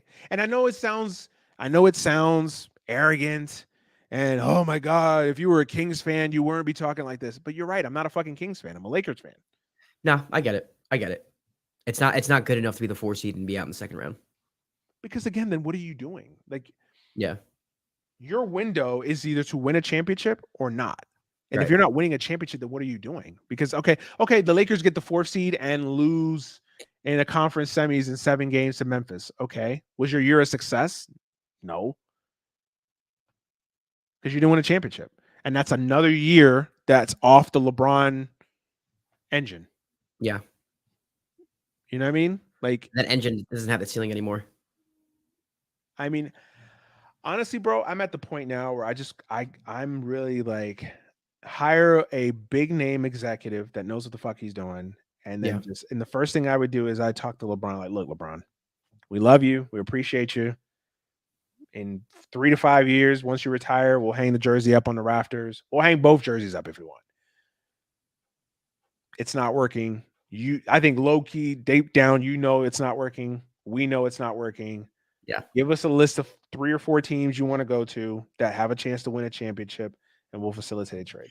I don't think he wants to leave Los Angeles. He doesn't want to leave Los Angeles, but it's at the point now where it's like, and if that's the case though too, then everything LeBron says he stands for is bullshit, because LeBron says he's about winning. But if like, but let's say if the Lakers fall apart, completely crater, even with the Miles Turner, whatever trade or whatever, right? They crater. You're telling me if you're LeBron, you have a chance to join the Grizzlies or the Suns or whatever team that's close, that could use even a 37, 38-year-old LeBron to be a closer? You don't think if you're LeBron, you don't take that opportunity? And if you don't, then you're telling me you're out of the championship game. You're out of that. I think so too, man. I think he says he's about winning. Obviously, I don't know him. But to me, I did work for his company, and so I do know what he has his hand in. And to me, it seems like he's firmly entrenched in Los Angeles and is focused on his next chapter in life, which is, Hollywood. I think he likes living in Los Angeles. I think it's a lifestyle decision. I think his kids love it here. And to me, I think that's fine. Yeah, I think it's fine. But then don't tell me you're about winning. Fair. Yeah, that's fair. That's fine. Don't tell me you're about winning. Right. I don't want to hear it anymore. You're not Jordan, the GOAT. Because if you're about winning, and that is the priority. You have your whole life. First, the other thing too is like you're gonna play in whatever city for 6 months, and then you can still live in LA. You can still live in Calabasas. Like, it's not precluding you from that. Like, but whatever. Is it convenient for you already to be out here? Sure, but whatever. But like, then don't tell me you're about winning. You know what I mean? Like, that's the thing. Like, be fair and tell me that you're not about winning. Because if that's the case, then we're trying to do you a solid and also do ourselves a solid. Like, hey, it hasn't worked. Let's just start fresh. Let's start over. And I know a lot of Laker fans that are completely anti that take. I am persona non grata with that take, because a lot of Laker fans don't want to hear that. Oh, they don't want to go through another 6-year rebuild and be a laughing stock and a doormat. Who the fuck does? Nobody. What team wants to sign up for that? It's not fun. But especially in the NBA, bro, if you're not competing for championships, then what the fuck are you doing? No, you're right. Or at least building towards it, This isn't baseball where the Phillies can be literally the final team to make the playoffs and can get to a fucking World Series. Like, you're not going to see that in the NBA. You're just not going to see that. You're not going to see the fucking Kings go from the play-in to winning an NBA championship because they got hot. You're not going to see that. Even in the NFL, you could see a 7th seed make it to a Super Bowl. The Ravens a couple years ago were a 6th seed and made it to the fucking Super Bowl. Yeah. The Packers won their only championship with Aaron Rodgers as a wild card. Yeah. The Jets almost got to the Super Bowl as a wild card. The Giants won a Super Bowl. Like, so you see it in football. You see it in baseball. NHL is notorious for that. 8 seed going to the finals. Basketball is the only sport where it's like, yo, if you're not at least a top 4 seed, you're not winning a championship. Right. You're not even sniffing a championship. Top 3, really. Top 3, yeah. Top 3, really. Yes, you have your outliers. Your 99 Knicks, but that was everybody who watched basketball knows that team was never an 8 seed in the traditional sense. Yeah, they underperformed. They underperformed in a 50-game schedule. Yeah, and they got hot at the end. They were really a 2 or 3 seed. If that was, they were a 3 seed the following year with the exact same roster. Like, you know what I'm saying? Like, so, like, I think that a lot of fans are irrational with this shit, and I'm just like, I'm rational. It's like, yo, if you're not competing for a championship, what are we doing? Yeah, it can't be like, oh, we're competing to make the 4th seed or to stay out of the play-in. Like, if you're a Laker fan and then that's all you've resulted in and reverted yourself to being, then, like, there's some fucking Stockholm syndrome there. Like, that's not what we should be doing. And and it's not even about arrogance or like, oh, you're the Lakers and you think you're but it's like, no, it's true. If you're not competing for a championship, like, and the answer also can't be like, oh, well, we get rid of Russell, we'll go trade for Dame Lillard next year, or we'll go get Donnie Mitchell, Devin Booker, come along, Jason Tatum. Again, you want to be like, because again, you're doing that thing that like the Knicks did for like 10 years, where it's like, name a superstar and imagine him coming here, right? Like, the difference between Laker fans and Knicks fans though is that Knicks fans were the 2 seed one year, and it's 10 years later, and we act like that team won a championship, even though they make it out of the second round. Right. You want to have a statue of Mike Woodson outside the Garden for freaking. We get shitted on for winning a COVID title, but the Knicks won the best regular season title. No, 2 seed. 2 seed. We were the 2 seed that year and lost to a 3 seed in the playoffs. And you lost to Roy Hibbert. Roy Hibbert eliminated us in the second round in a series we were favored in. But hey, that year was amazing, guys. What a year. You lost to tall Eddie Curry. Yes. To skinny Eddie Curry. To lanky Eddie Curry. Lanky Eddie Curry. Yeah, man. I'm sorry. I didn't mean to rant. I'm just like, I'm frustrated because again, it's like so much of like I go on these Laker spaces and it's the same thing. Oh, well, if we get Buddy Hield and Miles Turner and we get this guy, we'll beating the Warriors, bro. Like, no, we're not. Bro, Lakers Twitter's unhinged. No, we're not, bro. Like, we're not beating the Warriors. Yeah. No, I'm just saying we're not like, I'm telling them like we're not beating the Warriors. Like, maybe if the Warriors have a major injury, could it be competitive? Could we be competitive in a 7-game series against the Warriors? Yes, because you have LeBron and AD, and if they're healthy, it's a competitive series. But let's be honest. Tell yourself the truth. Look yourself in the mirror right now. Tell yourself, are you beating the Warriors in a 7-game series? No, you're not. Right. Are you even beating Memphis in a 7-game series? Probably not. Pelicans, if they're healthy, and you're probably not. Yeah. Dallas. They'll beat Dallas. Maybe. Maybe, but it's going 7. Yeah. Luka alone, it's going 7. Yeah. That's what I'm saying. Like Denver, maybe 7, 6 games, maybe. Yeah. But you know what I mean? Like, that's so. Yeah, I just think to me, like, and the Russell Westbrook thing, like, we all know Russell Westbrook shit. We all know it. It's a low hanging fruit. We could be here all day talking about Russell Westbrook. Well, I think it's low hanging fruit if you want to talk about championship expectations, but if you want to talk about this team legitimately being better and actually being a playoff team that people respect, I don't think it's low hanging fruit. I do think it's the reason why they're as bad as they are. Oh yeah, but but we knew that last year. Yeah. Nothing has changed. Yeah, we have you could argue we have a worse supporting cast this year. Yeah. So what has changed? Like, I walked into this season with no expectations. Because we're basically on standby until whatever happens with Russell Westbrook happens. That's a terrible way to walk into a season. Yeah. Where you're essentially like on standby. Like, our season may start December 1st. Our season may start February 1st. Who the fuck knows? Until this idiot is off the team, our season's on standby. Yeah. And I'm almost at the point where, trade him, but then I also don't want to give up those first round picks because you only have 1 year left of him. Just suck it up. Bro, I don't know, man. I don't know. I get the sense that trade him because I'll tell you what, if they're like 12-25 at the deadline, they're not moving him. Well, that's the other thing too. It's the world's worst kept secret that the Lakers want and need to deal Russell Westbrook. And this is the other thing that I try to explain to Lakers Twitter and people on Twitter and basketball in general. And in sports in general. People like to pretend like making trades in sports is like putting names in a trade machine and hitting go. Right. It works. Yay. Yay. No. Trades are about leverage. Yeah. Leveraging your assets. Good and bad. Yeah. Right. So the Lakers have an asset, a depreciating asset in Russell Westbrook that all 29 other teams know that the Lakers must move. In a normal situation, teams are going to play hardball. Yeah. Now you have a depreciating asset that probably doesn't fit on a lot of teams. Maybe the majority, like 98% of the league, 95% of the league.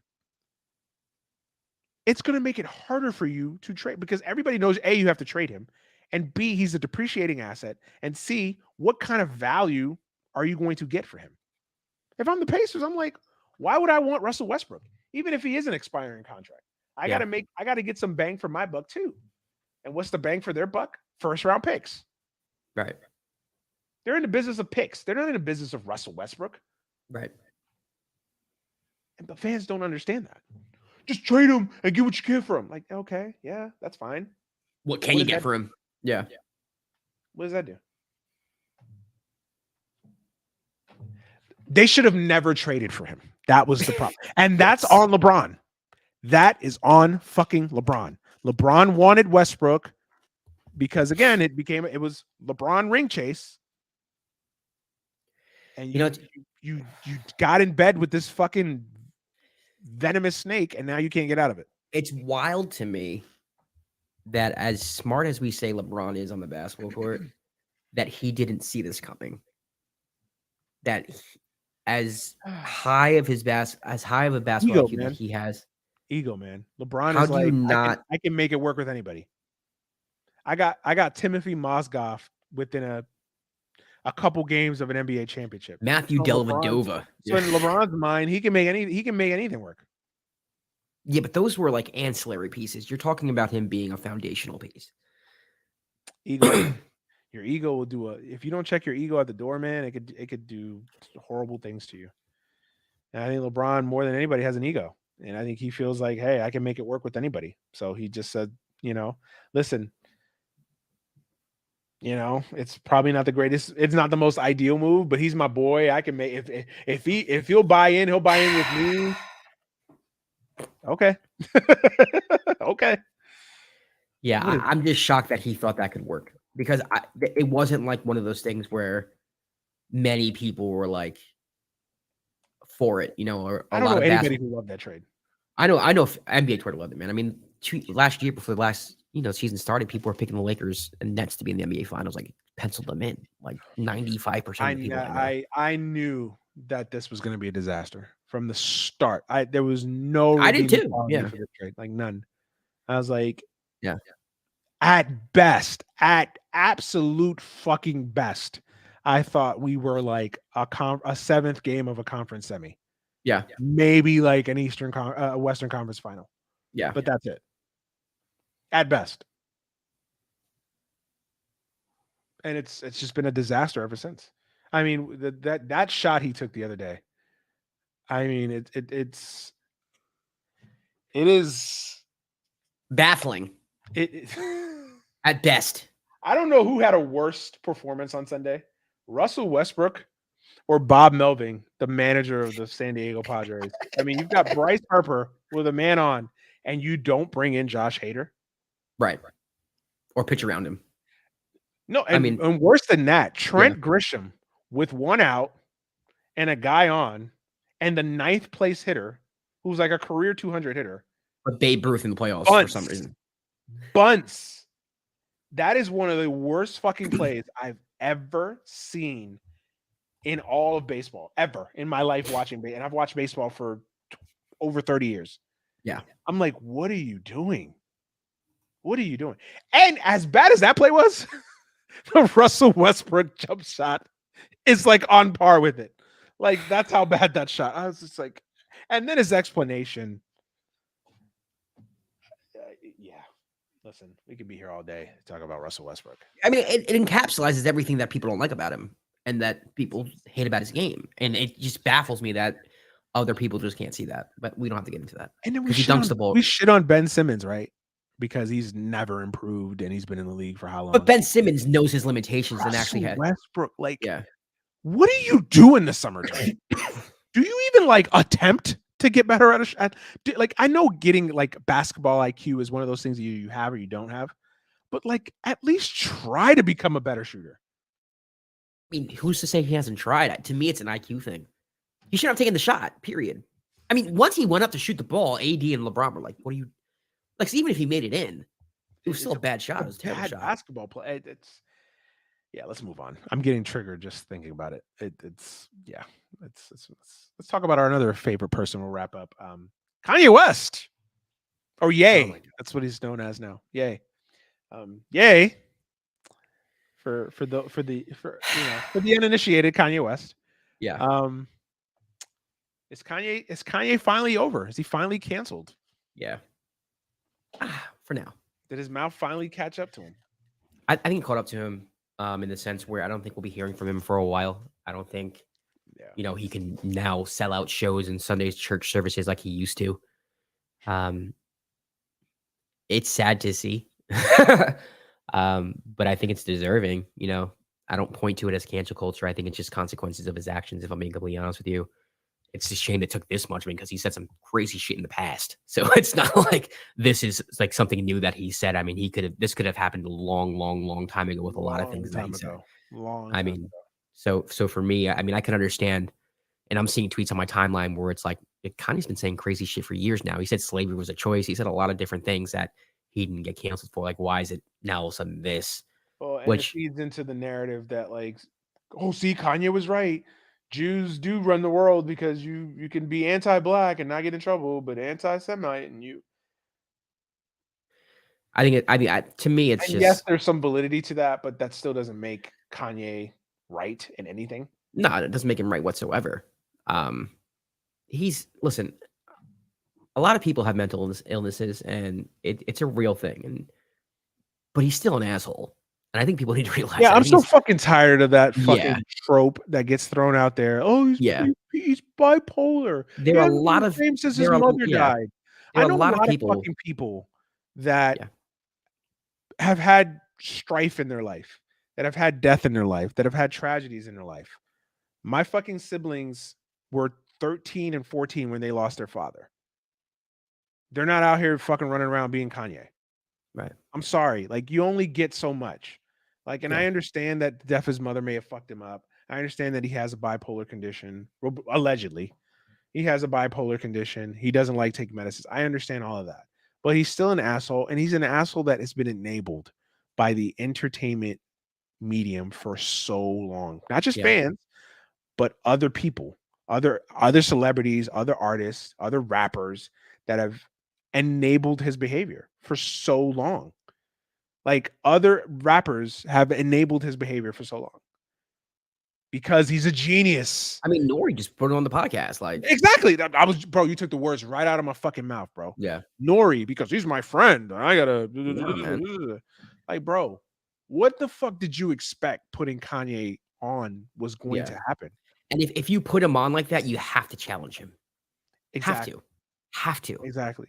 But that's what the problem with new media is, that you have these people that are not, and I hate to come off like, because I'm not a journalist per se, but you have these people that are not trained in the art of interviewing, in the art of having interviews and asking tough questions and having a succinct and fully flowing conversation where you're following up and you're asking follow-up questions and you're pressing people on certain issues or whatever. You just give a rapper of the week a fucking podcast and then he has guests on it because he's a name and he's a celebrity. And it's the same thing it's with athletes. Like we expect JJ Redick to challenge Chris Paul on this or challenge this guy on that. Like they're not media people in the traditional sense. You know what I mean? So they're not like, that's the problem with new media. And then it's like we expect them to be journalists and then like they're not. Well, not just so much journalists. It just comes across as like, this is my opinion and I don't want any pushback on it. And if you push back on it, then, you're being a dick or you're trying to cancel me. A lot of people want to have opinions and they want their opinions out there, but they don't want any pushback or they don't want to be challenged on those opinions. Right. And to me, a lot of athletes kind of have that problem. And it's not just athletes, as you can see, it's like, and it's a lot of like rappers and public figures as well. I think a lot of people confuse cancel culture with the fact of like, hey, you might say shit every once in a while that's going to piss off some people. Like that's how the freaking world works. My thing with Ye is that he's been enabled for so fucking long, bro. Yeah, like, because he's great. He said that fucking slavery was a choice and all that other shit. He said that shit like 3-4 years ago. And every fucking rapper in the game lined up to be on Donda. Every fucking rapper fell all over themselves to get a feature on Donda. And that's the problem. Like the culture has enabled him. Like exactly. And like, I just told you what I was reading on my timeline about like, hey, he said this slavery was a choice a long time ago. And this is what you're alluding to. And this is basically what you're saying. I'm repeating what you're saying. But it's like, well, if that's the case, why didn't you enable him then? You can blame, society for not canceling him now. But like, where was the hip hop community in canceling him years ago? Where was the hip hop community when Donda came out? Where was the hip hop community? Like, they were all at his shows. They were all at his Sunday's church. They were all doing that. So like you can blame the media, you can blame whatever you want, but the fact of the matter is for the large part, most of the hip hop community stood by him, and that includes fans. So. Absolutely. And my biggest thing with it's like my biggest thing with Kanye is like, bro, if you like his music, if you're a fan of his fucking sneakers, of his fashion, whatever, fine. I don't even care. I really don't even care. But just own it.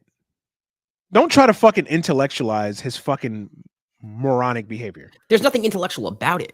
There's nothing intellectual about it. There isn't, but people try to make it. Well, see, nah, it's that he's trying to tell y'all that it's the white man that's control. See, he's trying to come at it from the perspective of the whites. To like, no, you sound like a. It's the whole black capitalist argument. That's what it is, man. It's worse than that. Yeah, because you could at least find some kernel of truth in the whole black capitalist thing. There's not even I wouldn't say there's not even a kernel of truth in what Kanye does or says.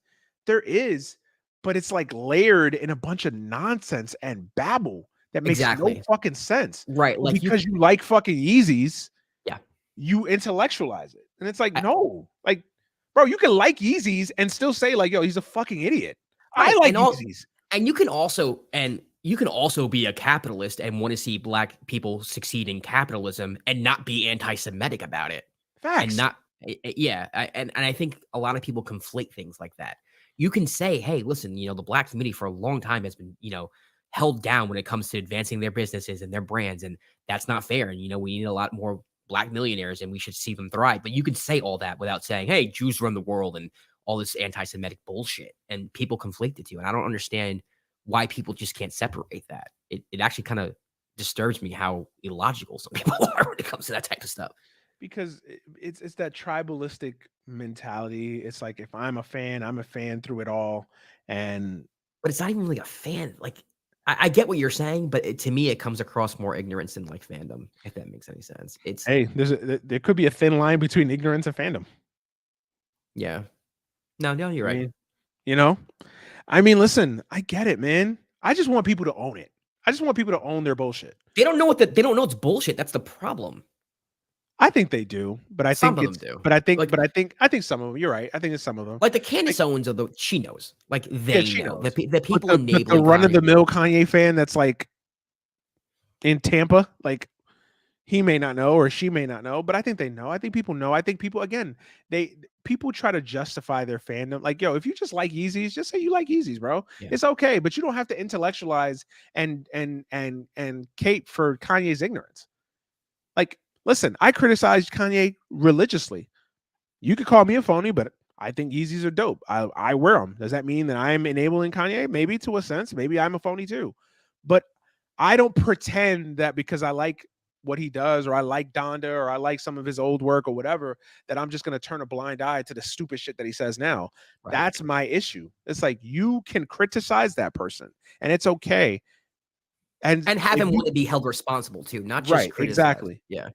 Like me, I have a policy, like I don't really get up in arms about like, oh, Gucci makes a racist commercial or whatever, because I'm like, first of all, when we're talking about brands and clothing, yeah, we're gonna run out of shit to wear if we boycott every fucking brand known to mankind because of the dumb shit that they've done for our people. Like I love Nike.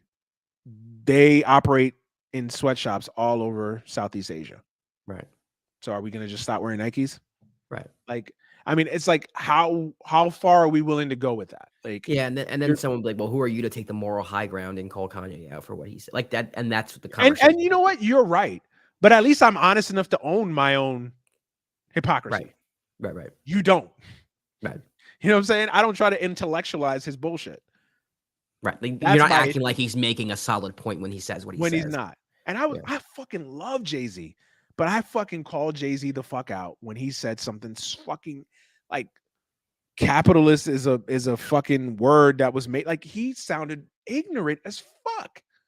Well, that's because he's hanging around these certain spaces and around certain people who have those conversations. Exactly. You know, when you reach that level that he's reached, I mean, you enter circles that us normal people, average people don't. And that's what I keep telling people, bro. It's like, yo, these people, they're not us. They're not us. They're not hanging around us anymore. Like they're hanging around a totally different selection of people that they're not the average Joes anymore. Like, yo, they're not seeing the world the way we do. And maybe they never did, but they definitely not seeing it now. Right. You know what I'm saying? So it's like, yeah, it's just the Kanye thing with me. I just want people to own their bullshit. And I want them to own that, like, yo. And I want and I'm calling out hip hop because I'm a part of the hip hop culture and I love hip hop. You as well. Yeah. Like hip hop's got to take some responsibility too, because we fucking enabled this dude for so fucking long until it became an untenable situation. And now everybody wants to wipe their hands clean. Wipes their hands of it. And act like they didn't know. Act like they didn't fucking know. Like, shut the fuck up. Like Diddy. Oh, I'm trying to help my brother. Diddy, shut the fuck up. Yeah. Why don't you try paying Mace back? How about that? Like, I mean, I'm so fucking tired. I mean, you did have your J. Cole's. You had the False Prophet track. Yeah. And I know John Legend. John Legend was very vocal about shit. Yeah. I'm not saying that every rapper had his back or every, you know what I'm saying? Obviously, him and Jay-Z had a falling out. Like, I'm not saying every rapper has been basically a blind Kanye loyalist. I'm not saying that. But I don't think the culture abandoned him like they should have. No, not at all. No. Like this dude made himself look like a fucking clown in TMZ studios. And there's still fucking black people showing up to Sunday service. Like, really? Right. Really? Like legit? Real life? Like this is what we're doing? You know what I'm saying? Like, nah, man. I can't get over that. I can't get over that. Yeah. And now we want to act more outraged. And this is another thing. This is another thing I dealt with all day. Oh, it's funny how Adidas can cancel him for saying anti-Semitic shit, but they can't terminate his deal for saying anti-black shit. And while, yes, that is a valid point, who fucking cares? They should have canceled him for saying black. But slavery. Maybe if they got the sense from the community that he was, not accepted and that there was a problem, they would have done it back then. I hate to point a finger like at the hip hop community, even the black community, if I'm being completely honest with you. But like when he said that anti-black bullshit, like where were y'all? Like y'all still bought his albums. I know a lot of people that it is what it is. Like I hate to say that, but it's true. No, you're absolutely right because I feel that way. Now there's a lot of people that I know that completely disown Kanye, that stopped fucking with Kanye, doesn't listen to his fucking music. But it wasn't enough from the community. Yeah, he was still holding Sunday service. He was still selling out the Rose Bowl with the whole fucking Donda thing. You know, he was still doing all of the hip hop community wanted to be on Donda. They were hyping up his project. Like, that's the reason why Adidas didn't cancel him, because y'all showed Adidas, hey, we're still gonna buy his shit. We're gonna buy his shit. We're gonna still support Kanye. Because at the end of the day, it's all about money. It's all about money in this society. Business. That's really what is. And Adidas capitalism at the end of the day. They ran the numbers after his anti-black rant. They ran the numbers after his slavery was a Detroit rant. They said, you know what? He's still gonna make us money. We're gonna keep him around. Now they're running the numbers after his anti-Semitic rant, and they're not gonna make money, so they dropped him. It's all about the money. Period. And I always tell friends of mine, I'm like, don't hate the Jews because they've got their shit on lock. Right. Don't hate fucking LGBTQ plus community because they got their shit on lock. And what I mean by that is these fucking say what you want to say about them. Whatever. Together. We can have a conversation. They're together. They don't let nobody disrespect their fucking people. Period. That's it. Don't come talking outside your neck to anybody. Gay, lesbian, trans, Jewish, nothing. They will fucking eat you alive. And with black people, it's like, oh, but no, you got to see his point of view. No. Right. He says something stupid. We got to come after him. Right. Yeah. You know, I think it's different with race, though, just for the simple fact that there's so many different perspectives on like how to improve the black community and what's best for them economically and what's best for them socially. That it ranges from far left ideas to even like far right ideas. Like, that's so you don't really have that. A monolith. Yeah, you don't have that really in the LGBTQ community. If I'm being honest with you, it's kind of like, you know, they are. I wouldn't say they're completely a monolith. Like you do have like your gay conservatives, like you have like your Dave Rubins and whatnot. Yeah. But for the most part, they're all on the same page with their goals. Where if you ask, you know, black people about like their goals, like their end goal might be the same, but how they see getting there, how they see it is different. Yeah, it can be completely different. I completely get it, man, and I totally get it. But I love my people, so I'm always. But part of that love is like I tell my child now, I love you, and because I love you, I'm gonna hold you accountable. Yeah, like one of the biggest forms of love is accountability. I'm always gonna hold you accountable. And I'm going to always hold our people accountable. Like, we got to hold each other accountable. And that's the problem. We don't hold our people accountable enough. Right. We want to sugarcoat shit and we want to, oh, you got to support the brother. We got to support the sister or whatever. Like, nah. And that's cool. You can support people. But when people are doing foul shit, call them out on it. Yeah. Doesn't mean you love that person any less. It just means like, yo, you out of pocket right now. Chill out. Let's bring it back in. Yeah. And it's sad because it's like, bro, me and you are the same age. We remember College Dropout. We remember what Kanye made us feel. Man, yeah. You know what I'm saying? We remember Kanye on national TV calling George Bush a racist. Right. Like, we remember that. And to see that juxtapose what he is now. It's like what happened. It's Twilight Zone. We're living in a simulation, man. Yeah, we're in a simulation. It's crazy, bro. It's fucking crazy. It is crazy, man. Yeah. It's gonna be interesting to see what the fallout is. And I mean, the fallout is already happening. I know you don't believe in quote unquote cancel culture. Well, I believe that it exists. I just think that a lot of people confuse cancel culture with consequences. I mean, I just say it's another word for consequences. It's a cute term for it. Okay. I don't think you're most people, though. Same shit. It's consequences. I think it's catching up to him. And it's good. And then listen, I'm happy. And yes, I wish that this would have happened when he said dumb shit about black people and slavery and racism and George Floyd and all that other dumb shit. I wish that it would have happened. But if it took him saying some anti-Semitic shit, then I'm happy. Yeah. If it took him saying some anti-Asian shit, well, then I'm happy. Or it took him saying something about fucking Cubans, well, then fuck, I'm happy. Like, I don't care.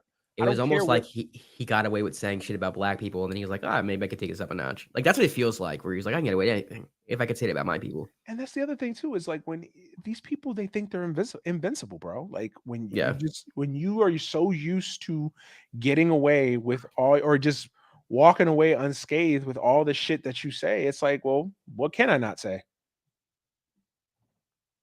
And if you're going to be constantly given a platform, and I'm not even one of these people that are like, oh, you shouldn't give this person a platform, because I'm all about free speech, even when it's shit that I don't disagree, even when I think it's heinous and reprehensible. I'm all about being heard and giving people the opportunity to speak whatever their truth is. But it's like you said, there has to be some sort of consequence for that, Yeah, or responsibility taken. I believe in free speech too. I don't believe in censoring people.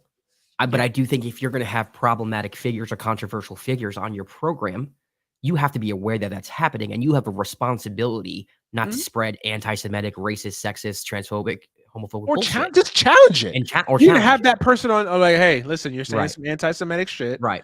Let's right. Either follow up on that, like, yo, what do you mean by Jews run the world, or whatever the fuck you're saying?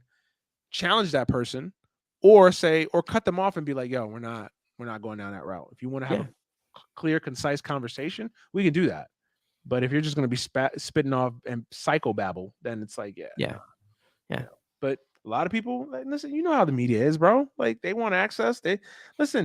Nori's no worse than fucking Brian Williams and NBC. Bro, he tweeted he was bragging about how many people watched it. He was taking a victory tour. I think Jarv tweeted it. He's like, bro, you were taking a victory tour like 2 days ago. Now all of a sudden you want to fucking heal the world and kumbaya. Like, bro, just Now you get it. You worried because you worried that you're about to get that ass sued. Yep. And I love Nori, but like, I'm a huge fan of Drink Champs. I love Nori, but it's like, come on, man. Like, my thing is like, you knew, what did you think was going to happen? Even if I'm a friend of Kanye, I don't think I would have Kanye on my show. Like, I'd just be like, yeah, nah, man. Nah. Let's save this more for a text message or a group chat. Like, not a show. Like, I don't know if I would either, but I also would, like, again, like, I think it's one of those, and we have this discussion all the time about like going on Fox News or Tucker Carlson, where it's like you have if you're going on that type of platform, you have a responsibility to combat any misinformation or false narratives or racist, homophobic, anything. You have to. I agree, bro. I agree. Yeah. So it's gonna be interesting to see what happens. It's gonna be interesting to see what the fallout is. It's gonna be interesting. Is this really the end of Kanye as we know it? A little bit. I mean, I think everyone is redeemable. I think, especially in the public eye, man, we've seen people come back from. Somebody as magnetic as Kanye, yeah, Chris Brown, Mel Gibson. Like, you just go down the list of people who have said fucked up shit, done fucked up shit, and 5 years later, people are in the club moonwalking to their shit. I know Mel Gibson's not a musician, but you get my point. Yeah, he almost won an Oscar a couple years ago. Really have the same pack of niggas. Like, oh, really? Okay, got it. Yeah, I mean. I get it, man. I get it. Even if R. Kelly got out of jail, made a baby maker, that shit's being played. Man, actually, he might be the only one who's irredeemable. It kind of gets to the point where it's hard to defend. It got even the most like ardent R. Kelly defender just kind of got to the point where it's like, yeah. Well, because R. Kelly, and this is another thing, R. Kelly never really touted himself as a genius or an intellectual. That's my other fucking thing. And I'm like, glad you brought that up. So like Kanye. Go ahead. Finish your point. My bad, man. Like, and that's the thing. So if you're a fan of Kanye, like you buy into that. You buy into the fact that he's a genius. You buy into the fact that he's an intellectual. So when he's challenged on things, your gut reaction, if you don't know any better, is like, wait a second, you're challenging this genius. Right. You're challenging this intellectual. So I think that has a lot to do with it as well. It goes beyond that too. I just think that we overuse the term genius. We overuse that fucking term so much. We got to preface it with something like musical genius. Fine. Right. We don't preface it with that. Oh, yeah. He's a genius. Like, no, I think Thomas Edison was a fucking genius. Right. I think the guy that invented peanut butter was a fucking genius. But a genius in their specific thing too, because, and that's the thing. Just in general, like I think Albert Einstein's more of a genius than Kanye West. Oh, absolutely. Sorry. Whatever you may think of Albert Einstein, like I think Albert Einstein's more of a fucking genius. Kanye is just a motherfucker that made dope ass beats and made incredible records, and it's sonically and musically a genius, but that doesn't make him a genius on all things life, the world as we know it. And it's like we just overthrow that. We throw that term around way too much, just arbitrarily. And I think there's consequences for that too, because I think these motherfuckers start believing that hype. Oh, I am a genius. I am God. Well, yeah, you have people enabling you and telling you that you are. Yeah, for real. So, listen, I'm sure that this story is still got way too many layers. I'm sure we'll be talking about it. Yeah, for the foreseeable future. Oh, did you see that they cut out excerpts from the Tucker Carlson interview with Kanye? Yeah, I saw that too. Which is why even Fox News knows like we can't go there. Fucking when you're losing the moral battle to Fox fucking News. I know. Shit. But they knew what they were doing, man. They knew what they were doing. And Candace knows what she's doing. It's amazing how like Fox News now is like everybody in the newsroom has got fucking Boost 700s. Like they're the biggest disgusting. Kanye fans on earth. Disgusting, man. Because he's the way Candace is like playing him like a puppet. Like it's sad to see. That's like the, I don't know if it's sad or funny or tragic or whatever. But that's the thing about it. He doesn't even realize that he's being played by all these people that he's constantly groveling for. Like they're using you. They don't give a fuck about you. No. You're a means to an end. You're just a cog in the machine to try to own the libs, or in this case, own black people. That's all it is. They don't fucking care. As soon as Kanye tomorrow said, you know what, I think all conservatives are racist, and black people need to fight the power of Black Lives Matter. They would fucking turn on Kanye so fucking fast. You couldn't even. Kanye's woke now. Yeah, that's the sad part about it. It's like he's being used and he doesn't even know it. Yeah, or maybe he does, and he doesn't care because he's an attention whore. Maybe. That's the other thing. Maybe he was seeing his numbers go up. I don't know. Yeah, who knows, man? Listen, we'll be here all day trying to psychoanalyze Kanye. All fucking day and night trying to psychoanalyze Kanye. All right, man. That's it. Good show. Yeah, got through it and everything. Anything you want to share with the listeners and the viewers before we get out of here? No, that's it. I mean, my podcast, The Dime with Josh Rodriguez, is on the Balls Life Podcast Network. So subscribe to the YouTube page, The Dime with Josh Rodriguez, and subscribe to the Balls Life Podcast Network because that's where full episodes will be. Yeah, and go check out all the other podcasts that Josh is working on. Darius Slay.